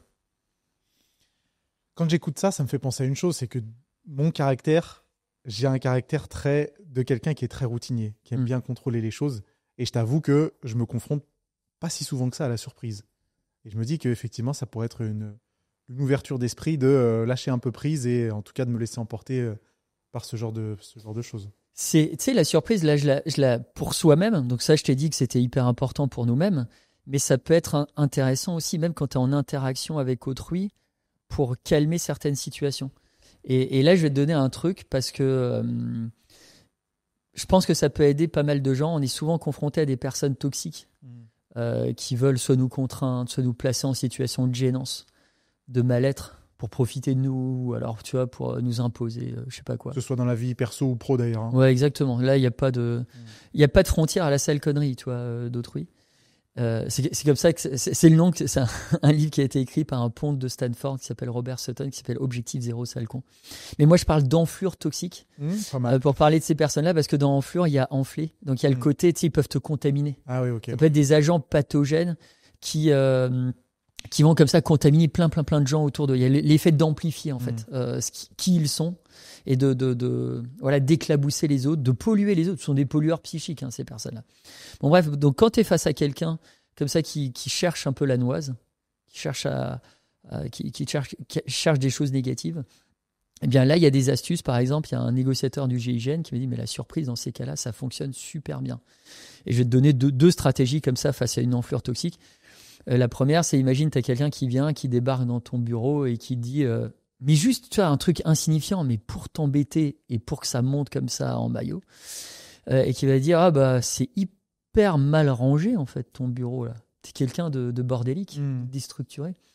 Donc là, si t'as trop d'ego, de machin, tu rentres dans le conflit et c'est foutu. Parce que là, ça va monter, et lui, il va gagner parce qu'il va chercher la noise, et lui, ce qu'il veut, c'est la bagarre psychique. Ouais. Ok, donc là, pour éviter ça, parce que t'as aucun intérêt à rentrer dans le jeu, voilà, dans cet octogone-là, eh bien derrière, qu'est-ce que tu peux faire ? tu peux pratiquer une posture d'aïkido. Tu vas accompagner son mouvement toxique. Et là, tu vas dire, ouais, t'as raison, en fait. C'est vrai que je suis pas super ordonné, rangé, mais toi dont le bureau est super bien rangé, clean, etc., c'est quoi tes conseils ? Et quand tu fais ça, l'autre a plus de prise sur toi. C'est impossible. C'est pareil, en couple, tu vois, ce négociateur du GIGN avec sa femme, Anne-Gervaise Vendange, lui c'est David Corona, vous les voyez aussi sur les réseaux, ils sont assez visibles, ils sont super sympathiques tous les deux. Il me racontait une dispute, leur première dispute de couple. Alors t'imagines, Anne-Gervaise, elle vit quand même avec un négociateur du GIGN, donc tu dis la dispute de couple, ça va être un peu... Bon, bref, ils sont à une soirée chez eux qu'ils ont organisée, il y a des amis, et lui à un moment il sort un truc qui la blesse. Mais qui la blesse assez profond. Et là, elle est polie, elle ronge son frein, elle dit rien. Elle attend que tout le monde ait quitté l'hémicycle. Et quand arrive le moment où ils se retrouvent tous les deux, lui, il est dans la cuisine, elle dit là, je vais me le faire. Là. Donc elle arrive, rouge de colère. Elle est remontée en fait. Ah ouais, un bulldozer, quoi. Elle dit, mais qu'est-ce que t'as dit ? C'est méchant, c'est blessant, c'est rabaissant, c'est humiliant. Et lui, plutôt que de rentrer dans un processus qu'on connaît à peu près tous, qui était l'auto-justification, trouve absolument une justification à la connerie que tu as faite, alors tu sais que c'est une connerie, eh bien lui va dire, oui, tu as raison, j'étais con. Alors elle est un peu pris de dépourvu, elle est vraiment surprise. Elle s'est dit, attends, est-ce que c'est de l'ironie ? Est-ce qu'il se fout de moi ? Donc elle continue et lui dit, non, écoute, ce que j'ai dit, c'est vraiment con, je m'excuse. Un conflit, c'est quoi ? C'est quand tu as une voiture qui fonce à toute vitesse contre un mur. Mais si, quand cette voiture fonce à toute vitesse, tu ôtes le mur, elle ne percute plus rien. Ouais. Et donc toi, tu trébuches et ta colère avec. Donc ça, c'est aussi une astuce qui est souvent utilisée par les individus émotionnellement intelligents. Et le dernier truc, vu qu'on est sur le GIGN, dernière astuce quand tu es face à une enflure toxique, là je reviens à l'enflure toxique, tu peux pratiquer une stratégie que moi j'ai nommée ainsi, la stratégie Camoulox. Ce fameux jeu avec Cadmerade et Olivier Barrault, c'est de parodie pour ceux qui savent pas, voilà, de jeux vidéo. Tu vois, des trucs comme ça. Voilà, oui, en fait, les gars, ils se balancent des trucs incompréhensibles, c'est absurde, tu comprends rien. Il y en a un qui dit girafe, l'autre qui va dire chaise. Bon, tu comprends rien au jeu. Et à la fin, il y en a un qui gagne en disant une absurdité. Bref. Tout ça pour dire que quand tu es vraiment en difficulté face à quelqu'un qui vient avec une posture agressive, etc., pratique l'absurde. C'est-à-dire, tu vas lui dire quelque chose qui n'a ni queue ni tête. Et au milieu de ce quelque chose, tu places une phrase simple, limpide, qui va rediriger son attention vers ça et qui serait une espèce d'issue de secours. Lui, ça va rediriger son cerveau vers autre chose. Et donc, c'est ce que font les membres du GIGN. Quand, par exemple, ils sont face à un preneur d'otages, quelqu'un qui tient en joue sa femme menacée, qui l'a séquestrée chez lui, face à des terroristes, etc.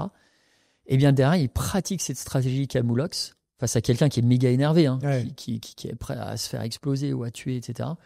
Et au milieu de ce quelque chose, il y a une espèce de phrase apaisante qui va rediriger vers « Ah ben tiens, tu sais, quand on sera sorti, on ira se boire un coup. » Ou tiens, allez, tu vois, t'es face à quelqu'un d'hyper énervé, etc. Dans la suggestion placée de « Et si on allait boire un café et qu'on parlait de ceci ou de cela ?» Un truc... Mais au milieu de ce nuage incompréhensible, de ce brouillard, il y a une espèce d'éclaircie.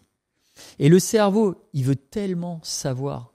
Parce que lui, c'est le seul organe du corps qui est entièrement dédié à ton adaptation. Donc lui, s'il ne sait pas, il est paumé. Donc derrière, et autant il cherche aussi, enfin tu vois, c'est un espèce de truc paradoxal, mais donc il va se raccrocher à cette lumière-là. Parce que le reste est absurde. Parce que le reste est absurde. Et derrière, il va comme ça construire un nouveau raisonnement et donc il va faire que la personne va repenser les choses. Donc ça, stratégie Camoulox, ça marche. En fait, c'est ce qu'on appelle en neurosciences l'effet cocktail. Tu sais, quand tu es en soirée, etc., et tu as un pote ou quelqu'un qui te parle, le DJ, il a mis le son tellement à fond que tu entends un mot sur 18. Oui. Bah là, ton cerveau, qu'est-ce qu'il fait ? Il essaye de reconstruire l'histoire. Il se raccroche aux mots audibles qu'il a réussi un moment à capturer. Et en fonction de ça, il va créer sa propre histoire. Donc là, c'est le même principe. Donc ça permet quelquefois de se détacher de situations qui sont qui peuvent être assez dangereuses d'un point de vue psychique pour toi. Quand on est confronté à ces enflures toxiques. Ouais, tout à fait. Stratégie Camoulox. Stratégie Camoulox. Et l'autre, celle de, tu vois, où t'as... Ouais, l'Aikido. Alors, je l'ai pas baptisé celle-ci, mais à nouveau, c'est la posture. T'es dans l'accompagnement du mouvement toxique de l'autre. Mais parce que c'est top, ça. Et du coup, de ne pas choisir cette stratégie, ça traduit quand même un manque d'intelligence émotionnelle. Alors après, il y a autant de stratégies que d'individus. Tu vois, tu peux en avoir plusieurs. Celle-ci, c'est vraiment celle que moi j'observe chez des QE++, qui fonctionnent super bien. Alors, quand je te dis Camoulox, l'ancien négociateur du GIGN, il l'appelait pas stratégie Camoulox. Oui. Mais pour lui, c'était quand même clair dans son esprit que c'était comme ça. Donc chacun y met les mots qu'il veut. Chacun y met l'intention qu'il veut. Tu vois, autre exemple de stratégie qui te permet à un moment de faire baisser la tension. Il y a un autre Damien, je te parlais avant de Damien Nichols qui était en prison. Là, je te parle de Damien Meurice. Moi, j'ai une relation avec, j'ai l'impression dans tous mes bouquins, il y a un Damien qui surgit de nulle part. Et il se trouve que Damien Meurice, il y a 2 dates qui le caractérisent. Donc, t'en as une, c'est en novembre, l'attentat, c'était le 13 novembre 2015. Et l'autre, c'est le 11 septembre, mais 2018. Et il se trouve que donc il était dans la fosse du Bataclan. Et là, donc il vit l'attentat terroriste. Il est sous des corps morts, au sens premier du terme. Mais il survit à ça. Sauf que 3 ans plus tard, donc là, 11 septembre 2018, il rentre d'une répétition avec son groupe de rock. Donc c'est un fan de musique, de rock et tout. Et là, il a un accident de la voiture, blackout total. Il se réveille la face contre terre, à respirer de la poussière. Et là, il y a les pompiers qui arrivent, l'amènent à l'hôpital, et là, on lui annonce qu'il a perdu l'usage de ses 2 jambes. Rien que d'entendre parler, ça ouais. Et surtout que c'est devenu un ami entre-temps. Et Damien te raconte à ce moment-là, il dit, mais quand on m'annonce le truc, automatiquement, j'ai une phrase qui surgit comme ça, c'est comme un truc venu de nulle part. Et cette phrase, c'est « Qu'est-ce que je suis prêt à perdre dans la vie ?» Et ça, c'est typiquement le type de phrasé que peuvent autoproduire des individus émotionnellement intelligents. Et là, je te partage sa réponse. Lui, il me dit moi, j'étais globalement pas prêt à perdre l'usage de mes 2 mains. Parce que le gars est un joueur de gratte invétéré, il a la musicalité en intraveineuse. Il est fou de ça, donc il peut pas imaginer une vie sans musique. Et en plus, sa guitare, sans mauvais jeu de mots, c'est sa psychothérapeute. Ouais. Quand il a un coup de blues, hop, il fait appel à elle. Il dit, j'étais pas prêt à perdre la tête. Parce qu'il voit trop de gens autour de lui avec des maladies neurodégénératives, type Alzheimer, etc. Où il dit, à un moment, tu vis plus que dans le passé, il n'y a plus de futur, le présent est un peu chaotique. Ça sert à quoi, globalement, de poursuivre l'aventure ? Et la seule chose que j'étais prête à perdre, ce sont mes jambes. Basta. Et là, il fait un deuil. Et là, il relativise. Et on est dans une société aujourd'hui, on ne fait pas assez le deuil des échecs ou des contre-performances. Et quand tu ne fais pas le deuil d'une contre-performance ou d'un échec, tu fonctionnes en espèce de circuit fermé et sans cesse en boucle. Tu as cette même chanson désagréable qui se joue dans ta tête. Et les individus émotionnellement intelligents, ils sont capables de ça. Ils sont capables de gérer ce niveau de tristesse, quelquefois accompagné de colère, de tout ce que tu veux, pour passer à autre chose. Mais le gros problème de la société, on est dans une société du transhumanisme, où on veut vivre de plus en plus longtemps. Il y avait encore des reportages à la télé où on peut te faire maintenant faire des modifications au niveau du génome, on faire avaler tel ou tel type de substance. Mettre une puce Neuralink. Voilà, t'as un millionnaire, aujourd'hui, qui a une hygiène de vie un peu particulière pour vivre encore plus longtemps. Mais en fait, il vit de manière super fade. Il se passe rien dans sa life. Il se couche à 20 heures. Tu vois, c'est un peu, il doit prendre une 30aine de pilules par jour. Enfin, tu vois, tout est sous contrôle, etc. Je fais un petit message, attention, faut sortir du sentier battu. Et là, qu'est-ce qui se passe? C'est que dans cette société du transhumanisme, où on fait quoi? On élimine la mort de l'équation de la vie.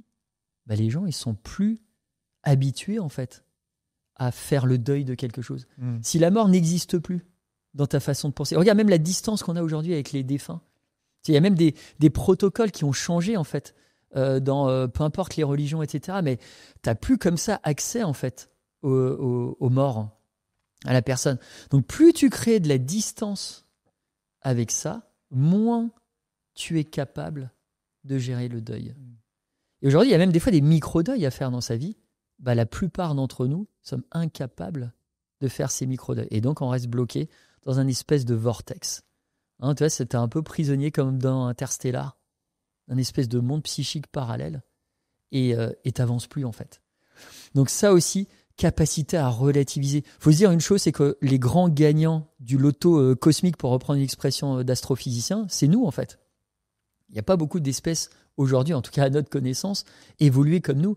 On est capable de conscience, on est capable de créer des choses ensemble, on est capable, grâce à des types qui ont des mécaniques intellectuelles super bien huilées, d'envoyer des mecs dans l'espace, de fabriquer je sais pas quoi. C'est juste extraordinaire, en fait. Ça, c'est le résultat d'une probabilité infime, et c'est ça C'est infime. l'auto-cosmique. Et moi, j'ai envie de dire, on a une espérance de vie, voilà, qui est pas la même qu'on soit un homme ou une femme, mais derrière, on a quand même cette chance de vivre ça, en fait. Donc derrière, on s'en fiche de l'euro-million, on s'en fiche de gagner au loto ou quoi que ce soit. Quand tu prends pleinement conscience, et c'est ce que font les individus émotionnellement intelligents, de la chance qui t'a été donnée d'être qui tu es. Moi, j'avais une correspondance à un moment avec Stephen Hawking, qui était sur le point de préfacer, de soutenir un de mes livres, mais il a eu ce qui lui est arrivé, tu vois. Enfin voilà, la maladie qui s'est aggravée, etc. Mais derrière, quand tu as ça, quand tu prends conscience de cette chance-là, derrière, tu deviens capable de relativiser plein de tuiles qui te tombent sur la tête. Tu es capable de relativiser cette fameuse crasse, ce négatif, tout ce qui est dégoûtant, qui peut venir à un moment t'impacter à tel ou tel carrefour de ta vie. Donc ça, c'est quelque chose qui est quand même assez important. C'est être conscient que quand tu es émotionnellement intelligent, il y a des deuils à faire, juste pour encore mieux vivre ton passage sur Terre. C'est ce qui te permet cette fameuse paisibilité au final. C'est ça aussi. Ouais, c'est un facteur qui vient contribuer à tout ça. Les anecdotes que tu nous as partagées, elles sont non seulement hyper intéressantes, mais on va s'en rappeler. Hein. Tu sais, on a tous un rôle à jouer. On a une empreinte émotionnelle sur Terre. On parle beaucoup de l'empreinte carbone. Et c'est important, le CO2, les petits oiseaux, tout ça, c'est super important. Mais dans cette grande famille, tu as aussi l'empreinte émotionnelle. Quel type d'agent pathogène tu veux être ? Est-ce que tu veux contaminer les autres positivement ou négativement ? Est-ce que tu veux être un pollueur ? Parce que polluer psychiquement les autres, c'est comme les mecs qui balancent des bouteilles de plastoc à la mer, en fait. Hein. Personne n'a envie d'être cette personne. T'as pas envie, au fond, de l'être, mais quelquefois, tu le fais même inconsciemment. Mais moi, j'invite tout le monde à avoir ces quatre consciences-là. Est-ce que je suis un pollueur ou est-ce que je fais du bien autour de moi ? Desmond Tutu, qui est un de mes prix Nobel de la paix préférés, disait, en gros, à peu près, qu'on est tous des producteurs de petits biens. Et c'est la somme de ces petits biens qui amène à un grand bien pour l'humanité. Ça peut paraître un peu bisounours, mais en fait, non. La contagion émotionnelle, c'est la théorie du chaos. C'est l'effet papillon. Tu vois, le battement d'aile d'un papillon au Texas qui peut provoquer un tsunami un peu plus loin sur ce globe. C'est la même chose. C'est-à-dire que tes émotions, parce qu'elles sont visibles, audibles, elles peuvent être capturées par les cortex sensoriels des personnes qui sont autour de toi, eh bien, tu peux créer comme ça un mouvement en réalité. Donc, on a une grande responsabilité. Alors, on a les références qu'on a, un grand pouvoir implique de grandes responsabilités. Spider-Man. Donc, ça, c'est quand même important. Et petite chose, on vient de le démontrer, on vient de publier un papier là-dessus. Plus tu es émotionnellement intelligent, moins tu es toxique pour les autres. Et notamment, tu es moins machiavélique pour autrui. Tu cherches moins à manipuler les autres. Donc, si on veut réduire le nombre de sales cons, le nombre d'enflures toxiques qui prolifèrent quand même de manière assez forte depuis un certain temps, développons l'intelligence émotionnelle et là, on fera baisser la toxicité de ces personnes-là. Est-ce que tu peux nous partager du coup peut-être 3 ou 4 grands axes qui nous permettraient de développer cette intelligence émotionnelle et avec lesquels ceux qui nous regardent ou ceux qui nous écoutent aujourd'hui pourraient repartir ? Alors pour développer ton intelligence émotionnelle, la lecture. Lire des romans de fiction, ça te permet de booster ton empathie, notamment si tu as un profil plutôt robotique, métallique. On laisse de côté les livres de développement perso et tout ça. Enfin, on les laisse pas de côté, mais en tout cas... Après, ça dépend parce que, tu vois, il y a toujours du bon. Moi, je suis pas, tu vois, j'ai pas... dire quoi que ce soit, Ouais, j'ai pas une vision dogmatique de la chose. Tu as vraiment aussi des choses quelquefois intéressantes. Simplement, faut pas faut tenter de repérer, faire preuve de discernement quand il y a des fausses promesses, des choses comme ça. Voilà. Donc là, c'est un appel à la lucidité. Et si on n'a pas l'habitude de lire des romans, bah, ça tombe bien, ça permettra de provoquer un peu de surprise. Ouais, tout à fait. Donc, faut pas hésiter à s'y plonger. Puis ça aide à mieux s'endormir. Toi. Plutôt que de faire de l'écran, tu lis un livre, tu t'endors et tu sais que derrière, il y a des études là-dessus qui montrent que tu vas expérimenter moins de troubles du sommeil. Mieux manger aussi. Éviter tous les aliments avec des sucres rapides, sucres raffinés que tu retrouves dans les sodas, dans les bonbons. Parce que qu'est-ce qui se passe là ? Tu vas produire d'un coup des pics de sucre, mais qui vont aller aussi dans l'autre sens avec une baisse drastique de sucre. Et ce yo-yo-là de sucre, du taux de sucre, amène aussi un yo-yo émotionnel. Donc ça peut venir aggraver, par exemple, un état d'anxiété fort. Tu sais que si tu développes ton intelligence émotionnelle, tu auras aussi moins de troubles boulimiques. Tu vas être moins dans manger pour compenser l'émotion. Des émotions, des carences émotionnelles. Ouais. Tu vas être moins attentif à ton rapport, par exemple, taille-hanche, mais de manière obsessionnelle là-dessus, qui peut faire que tu vas passer à côté de choses ou que tu vas te rendre malade pour ça. Donc tu as ça. Et ça veut dire, pour en rester sur ce deuxième point, que toute ton alimentation, en fait, a une influence sur toutes tes émotions. Et oui, et c'est là où c'est intéressant, c'est que, en fait, l'intelligence émotionnelle, il y a un QG là-haut, dans le cerveau du haut, mais il y a aussi un QG au niveau du fameux SNE. Donc au niveau de tes intestins, on sait que les parois intestinales, elles sont tapissées de centaines de millions de neurones qui communiquent indirectement avec les neurones du haut. Alors soit par voie électrique, le nerf vague, là, cette espèce d'autoroute qui traverse tout le corps, soit par le flux sanguin. Et quand tu sais, par exemple, que 95% de la sérotonine, donc ce neurotransmetteur, est produit finalement dans le cerveau du bas, et qu'il est directement impliqué notamment dans la régulation de l'humeur. Ouais, ok. Et quand tu sais que 9 échanges sur 10 entre le cerveau du haut et du bas se font ou se fait dans le sens du bas vers le haut, à un moment tu te demandes qui est la succursale et qui est le QG dans l'affaire, quoi. Ouais. Donc il y a un vrai impact de ce que tu manges. C'est-à-dire que si tu manges des produits trop transformés, produits trop sucrés, etc., il y a une vraie incidence. Et ça vient alimenter, tu vois ce que je te disais, les 9 peurs sur 10 qui sont totalement fausses dans ton cerveau, pas mal de ces peurs proviennent de la malbouffe. Et donc là, tu as des angoisses qui n'ont pas lieu d'être. Et ça vient polluer ton cerveau et c'est extrêmement énergivore pour toi. Donc voilà, il y a ça. Il y a aussi, quand tu es... tu vois, il y a des études qui te montrent que quand tu vois, on parle du quotient familial. Donc ça, c'est un indicateur économique pour te donner la situation économique de la famille. Moi, je parle de QE parental. C'est un autre coefficient qui, lui, va te dire que, en réalité, si les parents développent leur intelligence émotionnelle, la probabilité, elle est extrêmement forte. Avec un QE parental fort, les enfants vont avoir un QE fort également. Donc, quand tu développes pour toi, quand tu es parent, tu développes aussi pour ton enfant. Autre conseil, c'est de se dire que vos enfants, pour ceux qui en ont, ce sont vos profs. Parce que eux, ils restent dans le registre de la spontanéité jusqu'à un certain âge. Eux expérimentent ou cherchent à expérimenter la surprise à haute dose, à te faire des surprises, Bien sûr. à avoir des choses un peu nouvelles, tu le vois dans ses yeux. C'est ça, en fait, qui les fait vibrer. Eux, ils vibrent. Tu dis toujours, quand t'es adulte, il faut vibrer, faut machin. Mais l'enfant, il vibre en non-stop, en réalité. Eux ont énormément de choses à t'apprendre. Et ne serait-ce que sur ta compréhension de toi-même. Moi, quand j'interroge les enfants sur tiens, regardez, là j'ai écrit un livre là-dessus où je leur fais lire des passages du bouquin. Ou là je vais donner une conférence, je vais parler de ça, ça ou ça. Alors ils me disent des fois vas-y, fais-nous lire, alors fais-nous écouter le truc. Et si derrière ils me disent en fait on n'a rien compris. Alors là ils vont avoir 12 et 9 12 ans et 9 ans. S'ils n'ont rien compris, c'est soit moi que j'ai rien compris à ce que je racontais, soit il faut que je creuse encore plus. Ouais. Et donc ce que je fais, c'est que je creuse jusqu'à temps que pour eux, ce que je raconte soit fluide. C'est un bon baromètre. C'est un super baromètre. Et tu sais, les choses les plus simples dans la vie sont les plus élémentaires pour le genre humain.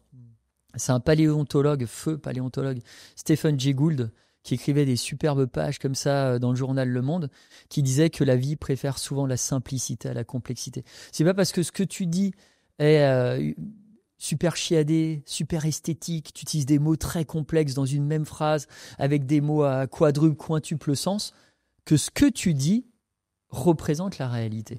Que ce que tu dis est vrai.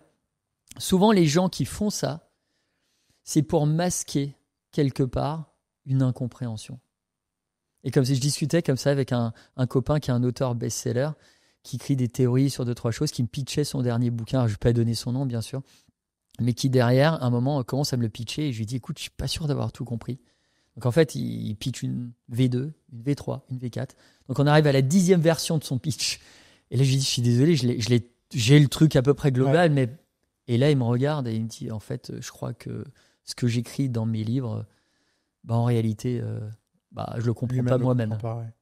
Et là, il me dit, bon, attends, je lui dis, bon, attends, bien, on va aller boire un coup. L'idée, c'est pas la tristitude, mais souvent, c'est ça. Et les gens se font berner par ça.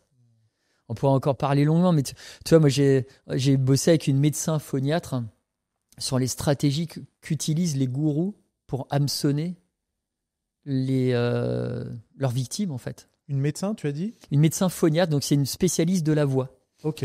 Donc elle coach des gens hyper connus, des chanteurs, ça peut être aussi des chefs d'entreprise, des hommes politiques, etc.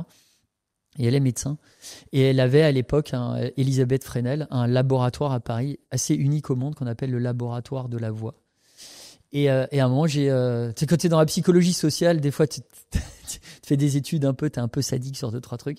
Et là, j'ai dit, écoute, ça te dirait d'écouter des dizaines d'heures de discours de gourous. Et il se trouve que on a analysé avec Elisabeth Fresnel leur stratégie de voix pour hameçonner les gens. Et la particularité qu'ont ces personnes pour hameçonner, pour t'aimanter vers elles, c'est d'avoir un discours super chiant, ton de voix monotone, aucune variation dans la tonalité de la voix, tout simplement parce que quand tu dis des choses, tu essayes d'avoir un discours un peu structuré quand même, mais sur ce ton de voix monotone, avec une voix quand même globalement toujours, parce que ton débit de parole est ralenti, qui va entre médium et grave, et bien derrière, dans l'esprit des gens qui te regardent et t'écoutent, eh bien, ça paraît sérieux. Parce que tu prends cette posture un peu professorale, tu vois. Ce qui permet de les hameçonner. Okay. Et donc, bref, on a fait plein d'analyses comme ça. Mais tout ça pour dire que quand tu es émotionnellement intelligent, le danger comme celui-ci, tu le détectes, par exemple, dans la voix. Donc, on peut aussi apprendre certains signaux, certains codes expressifs dans la voix pour détecter ce qui va te faire du bien et pas te faire du bien. Donc là, nous, chercheurs, on passe notre temps à essayer de craquer ce Da Vinci Code comportemental pour donner des clés aux gens. Pour que derrière, effectivement, ils puissent aussi détecter plus facilement le mensonge. Quand tu es émotionnellement intelligent, tu es capable de détecter plus facilement le mensonge. Tu sais que quand tu poses une question, mais très pratique à quelqu'un. Alors là, moi, je n'assure pas le SAV de ce que je vais dire, notamment auprès des couples qui vont se séparer. Okay, mais quand tu demandes à l'autre, t'étais où hier soir ? Tu vois, la question plutôt pratique, machin et tout. Et que la personne, alors on part du principe que cette personne n'a pas d'allergie, qu'elle ne consomme pas de substances illicites, qu'elle n'a pas rhume des foins, elle n'a pas la grippe, machin et tout, qui font que... et que cette personne, en délivrant sa réponse, se met à se gratter frénétiquement le nez. Donc là, on n'est pas dans de la PNL, on n'est pas dans des trucs, on n'est pas dans des choses voilà. Là, on est vraiment sur des résultats de recherche hyper solides. Eh bien, cette personne-là, il y a une forte chance, ça ne veut pas dire qu'elle vous a trompé, hein.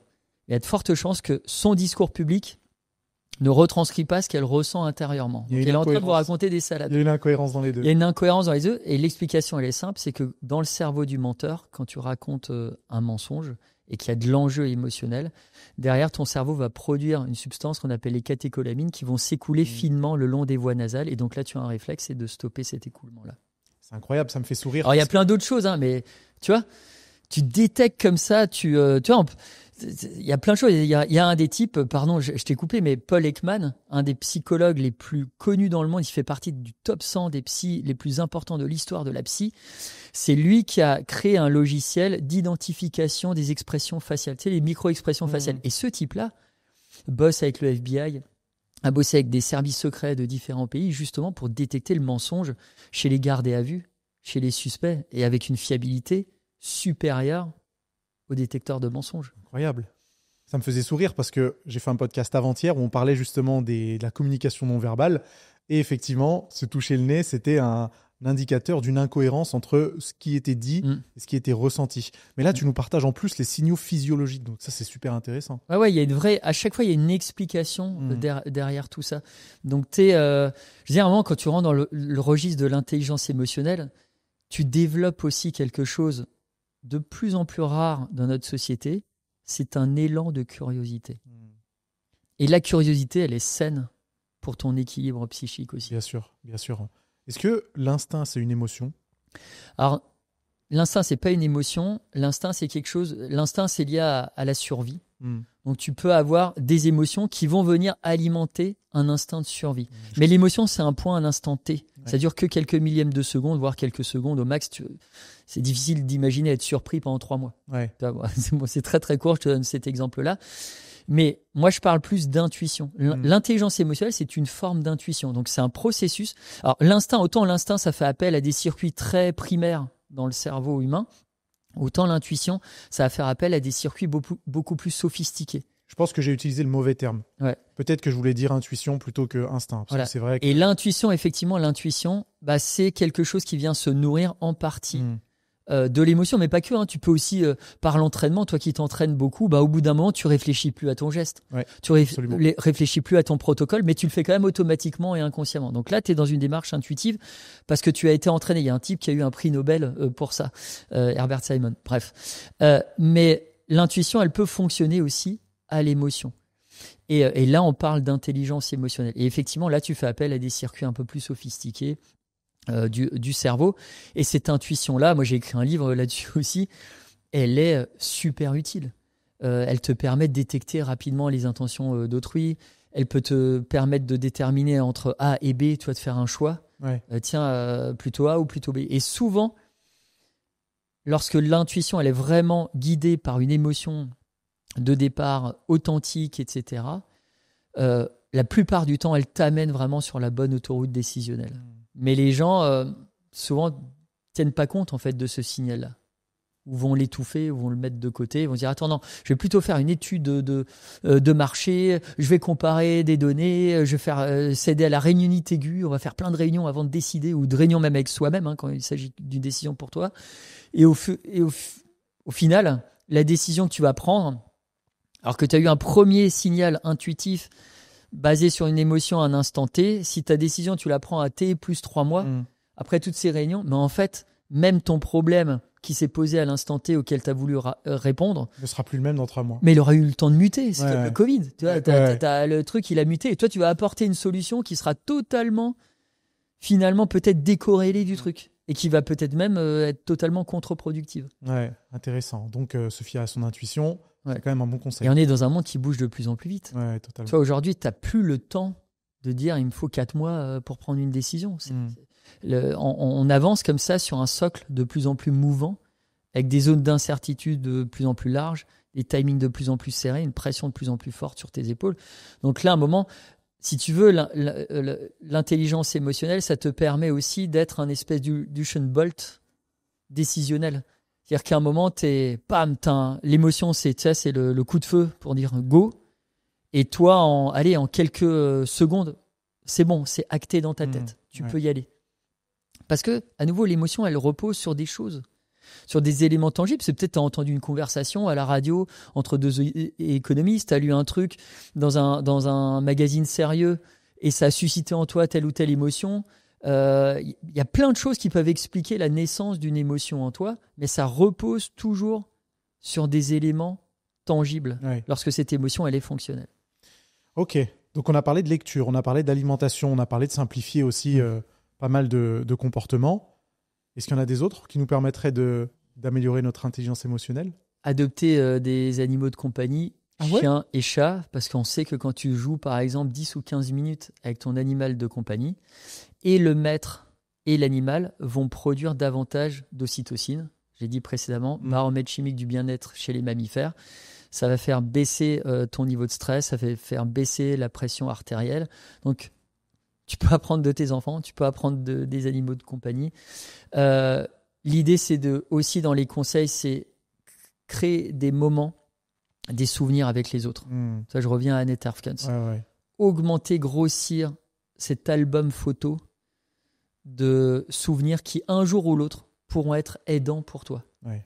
Mais si tu as un album photo tout petit, et ça, c'est pas une question d'âge, hein. Moi, je croise des personnes qui ont 60, 65 ans, qui ont jamais vraiment investi dans les autres et qui ont absolument pas de souvenirs, en fait. Donc, ces personnes-là sont en danger parce que le jour où la machinerie, elle déraille, le jour où ils sortiront de leur routine, ces personnes-là n'auront pas de ressources de résilience.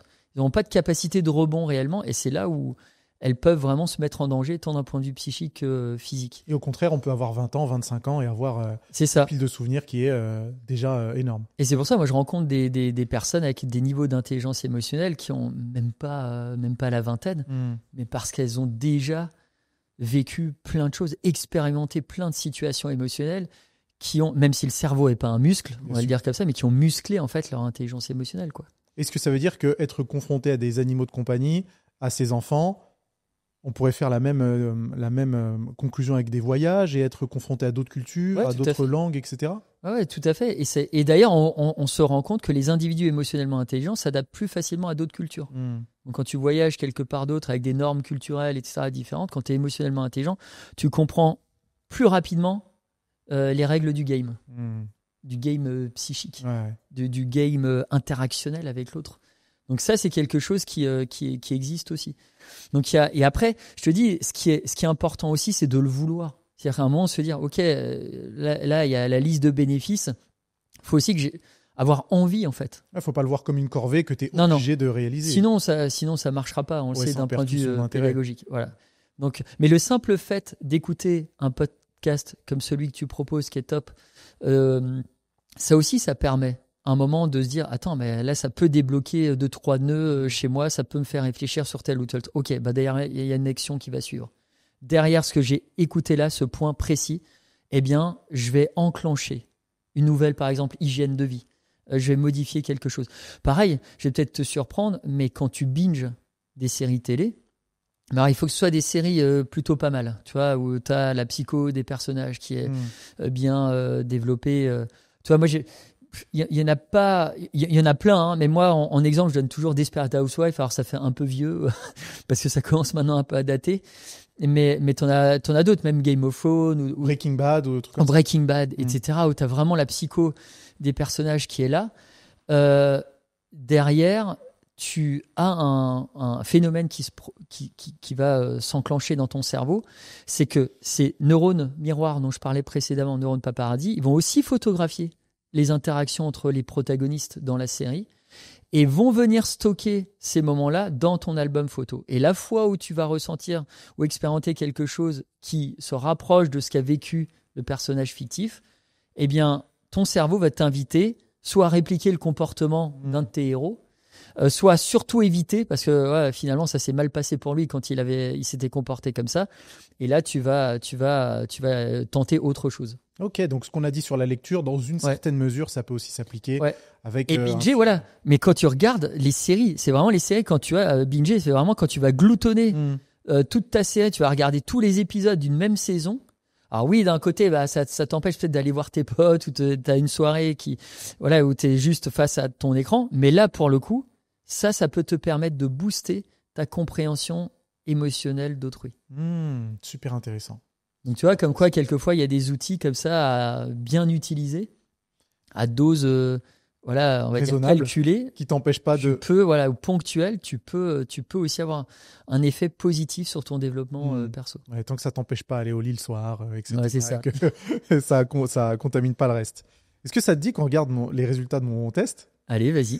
Je pense que ce sera une bonne façon de continuer le podcast. Est-ce que tout le monde peut le passer déjà ? Alors, tout le monde peut passer ce test. C'est là où on a voulu vraiment démocratiser la chose. Donc, tu vas sur le site génération-q.com. Le lien, encore une fois, est dans la description. Comme ça, ils pourront cliquer directement dessus. Et là, tu peux passer le test. Donc, tu l'as vu, hein, tu as une vingtaine de pages de restitution. Ouais, ça m'a pris 30 minutes à peu près, moi. Ouais, pour passer le test. Nous, on est à peu près, c'est entre 25 et 35 minutes, 40 minutes. Mais généralement, tu es autour des 25-30 minutes. Et après, tu as un rapport qui est automatisé et qui te donne 11 scores. Que j'ai devant les yeux. Voilà. Eh ben alors, vas-y, dis-moi tout. Alors, mon score total. Mon score total est de 102. Ok, donc tu es dans la moyenne. Ce qu'on pourrait considérer un peu comme bas, non ? Non, t'es dans la. Ah, à nouveau, un test reste un test. C'est une photographie à un instant T. Donc déjà, c'est pas mal. Hein, t'es dans la moyenne. T'as pas mal de gens qui sont dans la moyenne. Il y a 2 catégories en dessous de la moyenne aussi. Donc là, c'est plutôt pas mal. Maintenant, quels sont tes axes forts? C'est ça qu'il faut savoir. Quels sont tes axes forts et quels sont tes axes faibles? Parce que le score général, en tant que tel, on s'en fiche un peu. C'est plus les axes forts et les axes faibles. Les axes forts, état émotionnel cible, régulation émotionnelle. Ok. Et aussi, pas mal. Dans une certaine mesure, identification des déclencheurs. Ok. Axe faible, interprétation des indices, scan corporel et anticipation des conséquences. Anticipation des conséquences étant celui où j'ai le score le plus faible, qui est, je crois, de 86 ou 87. Ouais. Alors, à la lecture du débrief qui t'a été donné là dans le rapport, est-ce que anticipation des conséquences, donc en gros, quand tu ressens une émotion ou que tu vois quelqu'un qui ressent, et où là, tu as peut-être plus de difficultés à te dire, bah tiens, qu'est-ce que ça va engendrer en fait, soit dans la relation, soit moi dans ma prise de décision. Est-ce que tu es d'accord là-dessus? Est-ce que tu dis, ouais, en fait, ça, des fois, je fais des trucs, ça part en cacahuète et je sais pas trop où ça va, mais ça part quand même en cacahuète. Je suis 100% d'accord avec tout ce que j'ai lu dans le rapport. Voilà. Donc c'est vraiment, c'est exactement qui je suis. Hein. Donc là, tu vois, sur les conséquences, pareil, c'est quelque chose ça qui se travaille en plus assez facilement. En gros, derrière, tu vas comprendre l'utilité de chaque émotion. Par exemple, comprendre que ressentir de la tristesse quand tu as subi un échec cuisant, tu vois, il y a un truc que tu as lancé, ça n'a pas marché, ou tu as fait un investissement immobilier, au final, tu dis, ah punaise, il y avait baleine sous petit caillou, et finalement, c'était pas une si bonne affaire que ça. Si tu laisses la tristesse quand même t'imprégner, ou que toi, tu t'imprègnes de la tristesse, pardon, eh bien, derrière, elle va t'aider à repérer les causes de l'échec. Alors, si tu la squeezes tout de suite, tu passes à un autre état émotionnel, en fait, t'apprends rien, tu vas pas pouvoir identifier. Donc, la tristesse, par exemple, c'est vraiment un révélateur de ce qui a causé un échec ou une contre-performance chez toi. Pareil, tu sais que quand tu ressens, par exemple, même de la honte, toi, là, on est sur des émotions plutôt déplaisantes, t'as fait un truc, t'es honteux, bah, à un moment, ça va tu auras une remise en question. Je veux dire, en fait, là, j'ai fait un truc, c'est pas top pour le groupe. Effectivement, il y a eu cet impact-là. Bah, au moins, tu prends conscience de ce qu'il faut plus faire pour être accepté, pour entrer dans la dynamique collective, etc. Il y a plein de choses comme ça. Quand tu ressens, par exemple, l'envie, il y a un côté dark et il y a un côté super constructif. Effectivement, l'envie, quand t'envies quelqu'un, t'envies ton voisin parce qu'il a une bagnole qui est plus belle que la tienne, il a des enfants qui semblent plus intelligents que les tiens, tout est mieux, semble mieux. À un moment, si tu vas dans une envie qu'on appelle maligne, là, tu vas vouloir du mal à l'autre. Tu vas vouloir en fait tout péter dans sa vie parce qu'il est trop pour toi. Mais tu peux avoir aussi l'envie bénigne, qu'on appelle l'envie constructive. Comme moteur, en fait. Oui, où tu vas dire, mais attends, là, c'est un exemple. Je vois que la personne, ou imagine la personne est partie de ça ou ça, elle s'est faite d'elle-même, elle a réussi à atteindre ça au prix d'un effort, elle a sué, elle a machin, elle a ceci. Ouais, en fait, je suis admiratif de cette personne. Donc, il y a peut-être des conseils, il y a peut-être des parcours dans sa vie dont je pourrais m'inspirer pour finalement, moi aussi, m'élever. Donc, tu vois, en fait, chaque émotion a son utilité. Donc là, t'as comme ça je sais pas, t'as une cinquantaine, soixantaine d'émotions qu'on ressent au quotidien, dont on connaît, nous, aujourd'hui, en tant que chercheurs, l'utilité, la fonctionnalité. Donc, quand tu comprends ça, bah, tu vas dire, bah oui, si je ressens ça, j'aurai ça comme impact direct. Ça va m'amener ça comme bénéfice. Ou alors, ça peut m'amener, comme l'ennui, je te parlais de l'ennui avant. Oui, l'ennui chronique, c'est pas bon. Ça diminue ta production neuronale. Ça va faire que tu vas te ronger les ongles. Ça va créer des troubles alimentaires chez toi. Ça va faire baisser ton estime de toi, ta satisfaction dans la vie, etc. Mais l'ennui ponctuel, super bon. Ça permet à ton esprit de vagabonder. Et on n'accepte plus d'être ennuyé. On n'accepte plus dans une société très bruyante, qui est tout le temps en mouvement. Mais l'ennui ponctuel te permet effectivement à un moment de vagabonder et pourquoi pas à un moment de booster ta lucidité sur toi-même. Attends, tu sais, là, il y a tous les trucs qui commencent à trotter un peu dans ta tête et là, tu vois ce qui est important et ce qui l'est pas en fait. En tout cas, ce qui est top, c'est que dans le compte-rendu, il y a aussi des manières, enfin des axes de progression. Ouais, des pistes. Voilà, tu vois, ça te dit, ok, t'es plutôt comme ça, mais pour t'améliorer, tu peux utiliser ça ou ça. Je sais pas si tu vois le graphique d'où t'es. Oui, ouais, mais je vois.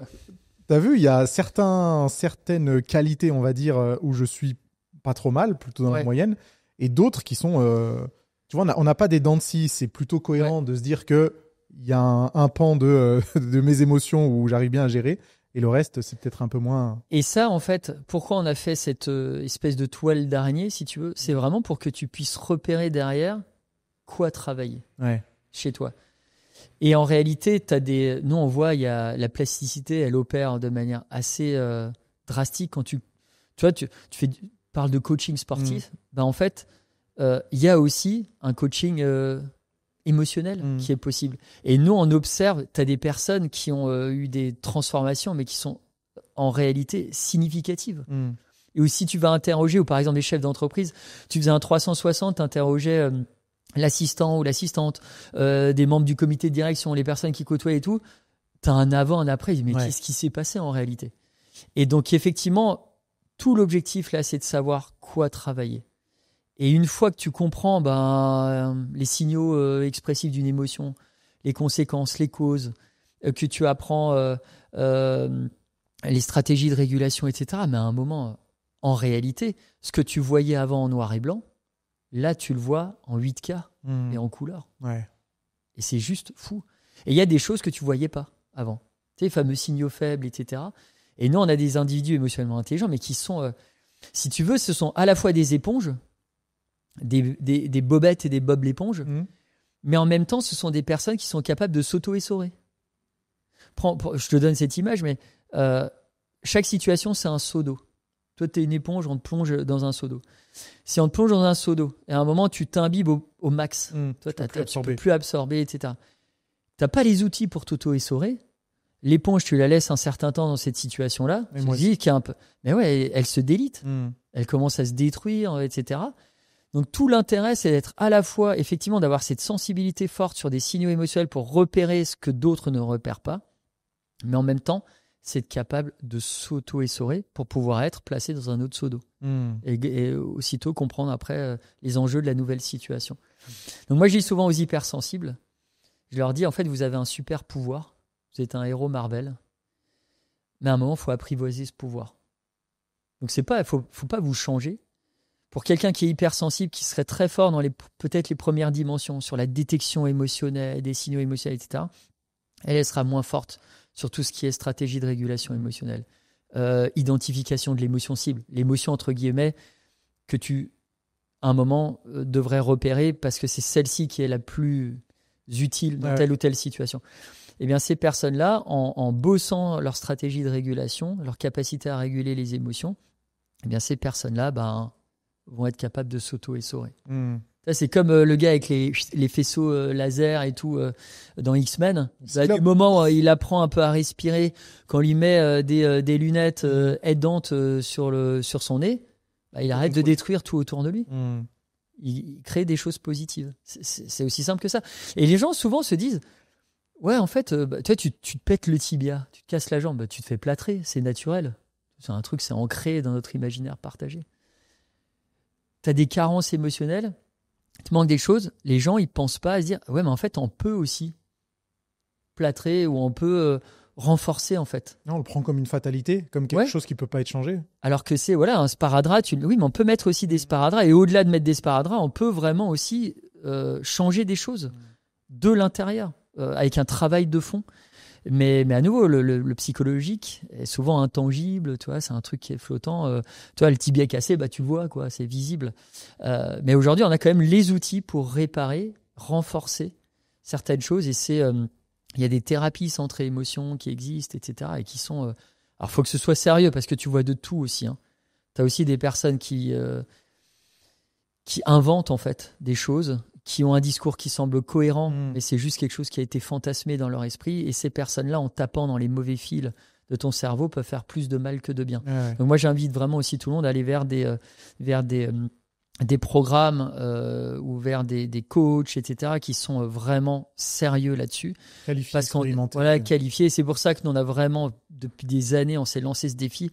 Et au début, je voulais pas y aller, mais je me disais, je savais en termes de temps ce que ça allait me coûter d'un point de vue tout ce que tu veux parce que c'est des années d'études, de recherche, des analyses stats poussées, etc.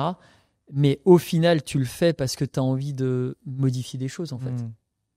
Tu vois, Martin Luther King, il avait un super rêve. Moi, j'en ai un à ma toute petite échelle, c'est de réduire le nombre d'enflures toxiques sur cette planète et d'aider les gens à être mieux dans leur peau et à s'adapter, en fait. Je pense que tu y arrives déjà bien. Est-ce que ça veut dire que je suis une enflure toxique avec Non, pas du tout. Ce résultat-là? Et c'est pas peine perdue, j'ai pas à m'inquiéter. Je le vois vraiment comme une photographie, comme tu as dit. Oui. Et on va essayer d'animer le dessin. Et puis tu es dans la moyenne. Hein. Tu sais, en fait, les gens souvent ont une idée de la moyenne. On dit, ouais, tiens, c'est moyen. Non, en fait, quelque part, il y a quand même pas mal de dimensions que tu comprends bien, en fait. Que tu maîtrises, que tu as conscientisé aussi et que tu dois utiliser au quotidien. Parce que ce test, vu que c'est un test de performance, il te demande à un moment, tiens, quelle stratégie tu utiliserais dans cette situation, dans cette situation. Donc là, c'est vraiment pour voir comment toi, ton schéma mental, en fait, il opère en fait, dans ton cerveau. Donc il y a plein de choses que tu as maîtrisées. Maintenant, derrière, on est tous en évolution toute notre vie. Hein. Tu sais, moi, étant petit, j'étais super timide, très sensible, avec des traits d'hypersensibilité très forts aussi, etc. C'est peut-être pas par hasard que je travaille là-dessus. Ouais. Qu'aujourd'hui, je me dis, oui, allez, ok, va parler aux gens. T'as peut-être, parce que tu as aussi toi bougé certaines lignes chez toi. Donc on est tous en travaux. Hein. Jusqu'à notre dernier souffle. Ce qui est rassurant. Je partagerai pas le reste de mon compte rendu parce qu'il est perso, mais j'encourage tout le monde à aller le passer. Et en plus du test de QE, j'ai tes livres qui sont juste à côté. Ça sera une manière de pouvoir en apprendre un petit peu plus sur toi et de retrouver certaines des anecdotes que tu nous as partagées aujourd'hui. La contagion émotionnelle, tu sais que ça fait 1h45 qu'on parle. Hein. Ah bah tu vois, je vois pas la relativité est restreinte. Mais ouais, parce qu'en fait, on aurait pu encore parler peut-être une demi-heure de contagion émotionnelle, même si tu l'as abordé un tout petit peu. La surprise, c'est cool parce qu'on a pu en parler un petit peu plus. Vous retrouverez les liens des livres dans la description, que ce soit sur YouTube ou Spotify. Mais oui, il y a encore peut-être plein de choses à aborder qui sont passionnantes. Et juste pour te donner l'ADN de ces bouquins, c'est moi l'idée, je viens d'une famille qui était dans le monde agricole.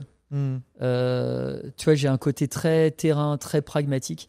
Il y a des récits d'aventure dedans pour, tu vois, apprendre mieux, hein, d'un point de vue pédagogique. C'est-à-dire, tiens, mais c'est que des faits réels, en fait, des gens qui confient des choses. Mais derrière, il y a toujours des conseils pratiques. Comment tu peux transposer ça au quotidien? Parce que ça, c'est mon objectif réel. Aller voir des astronautes, des aventuriers, des chasseurs de trésors, etc. Ça, c'est cool, c'est chouette. Bosser avec des artistes, etc. C'est super. Mais ça permet, en fait, d'amener le conseil. C'est presque un moyen mnémotechnique pour le lecteur de se dire, attends, je vais passer un bon moment. Bon, l'idée, c'est de passer un bon moment en lecture et derrière, de se dire, ouais, là, j'ai des conseils très clairs, faciles à mettre en place pour, un moment, changer, en fait, des choses chez moi. Complètement. Tu conseilles de commencer par lequel? On achète les deux, mais on lit lequel en premier? Est-ce qu'il y a Il n'y a pas très honnêtement, il n'y a pas d'ordre. C'est au feeling. Suivez votre intuition. Pas mal. Il faut suivre son intuition et voir. Mais les deux sont très complémentaires et parlent de choses différentes, mais qui font partie de la même famille. Super. Ok. Eh ben, on laissera toutes les infos dans la description. Et est-ce qu'on peut te suivre autre part, en plus de tout ça? Alors moi, je fais tout de manière un peu artisanale mais sur les réseaux, sur Insta, tu tapes mon nom. De toute façon, il y aura le lien direct dans la description. Voilà, Insta, LinkedIn, je suis là-dessus et j'essaie effectivement de mettre des petites vidéos, de mettre 2-3 petites news, de communiquer quand on écrit des articles de recherche. Bien sûr. Pour rendre tout ça accessible et digeste. Quoi. De toute façon, il y aura tous les liens nécessaires dans la description. Donc, j'encourage tout le monde à aller voir tout ça. Et qu'on se souvienne aussi d'une chose, et ça, je le dis vraiment à tous les hypersensibles, tu n'es pas l'émotion que tu ressens. Parce qu'il y a trop de personnes qui pensent que parce qu'elles ressentent de l'anxiété, de Jésus, en fait, elles deviennent ça. Non, l'émotion, c'est un point dans le temps. Donc, tu peux aussi sortir de ce schéma de pensée qui est pas bon pour toi. Merci infiniment, Christophe. Merci, Nassif. J'ai trop apprécié cette discussion. C'était passionnant. Vraiment, on pourrait en continuer à en parler des heures. Déjà, merci d'avoir accepté l'invitation. Merci à toi. Merci de m'avoir invité. C'était vraiment top. Et je suis curieux d'avoir les impressions des personnes qui vont écouter et regarder le podcast. Je suis sûr qu'elles seront hyper positives. Mais de toute façon, n'hésitez pas à le dire dans les commentaires. Ce sera toujours sympa de savoir tout ce que vous avez écouté, tout ce qui a résonné avec votre propre vie, vos propres émotions. Et puis à bientôt, Christophe. À bientôt. Ouais. Allez, bye. Salut. Merci d'avoir visionné cet épisode complet avec Christophe. Je vous mets un autre épisode que vous n'avez probablement pas visionné juste ici. Il suffit de cliquer dessus. Je vous encourage à y aller.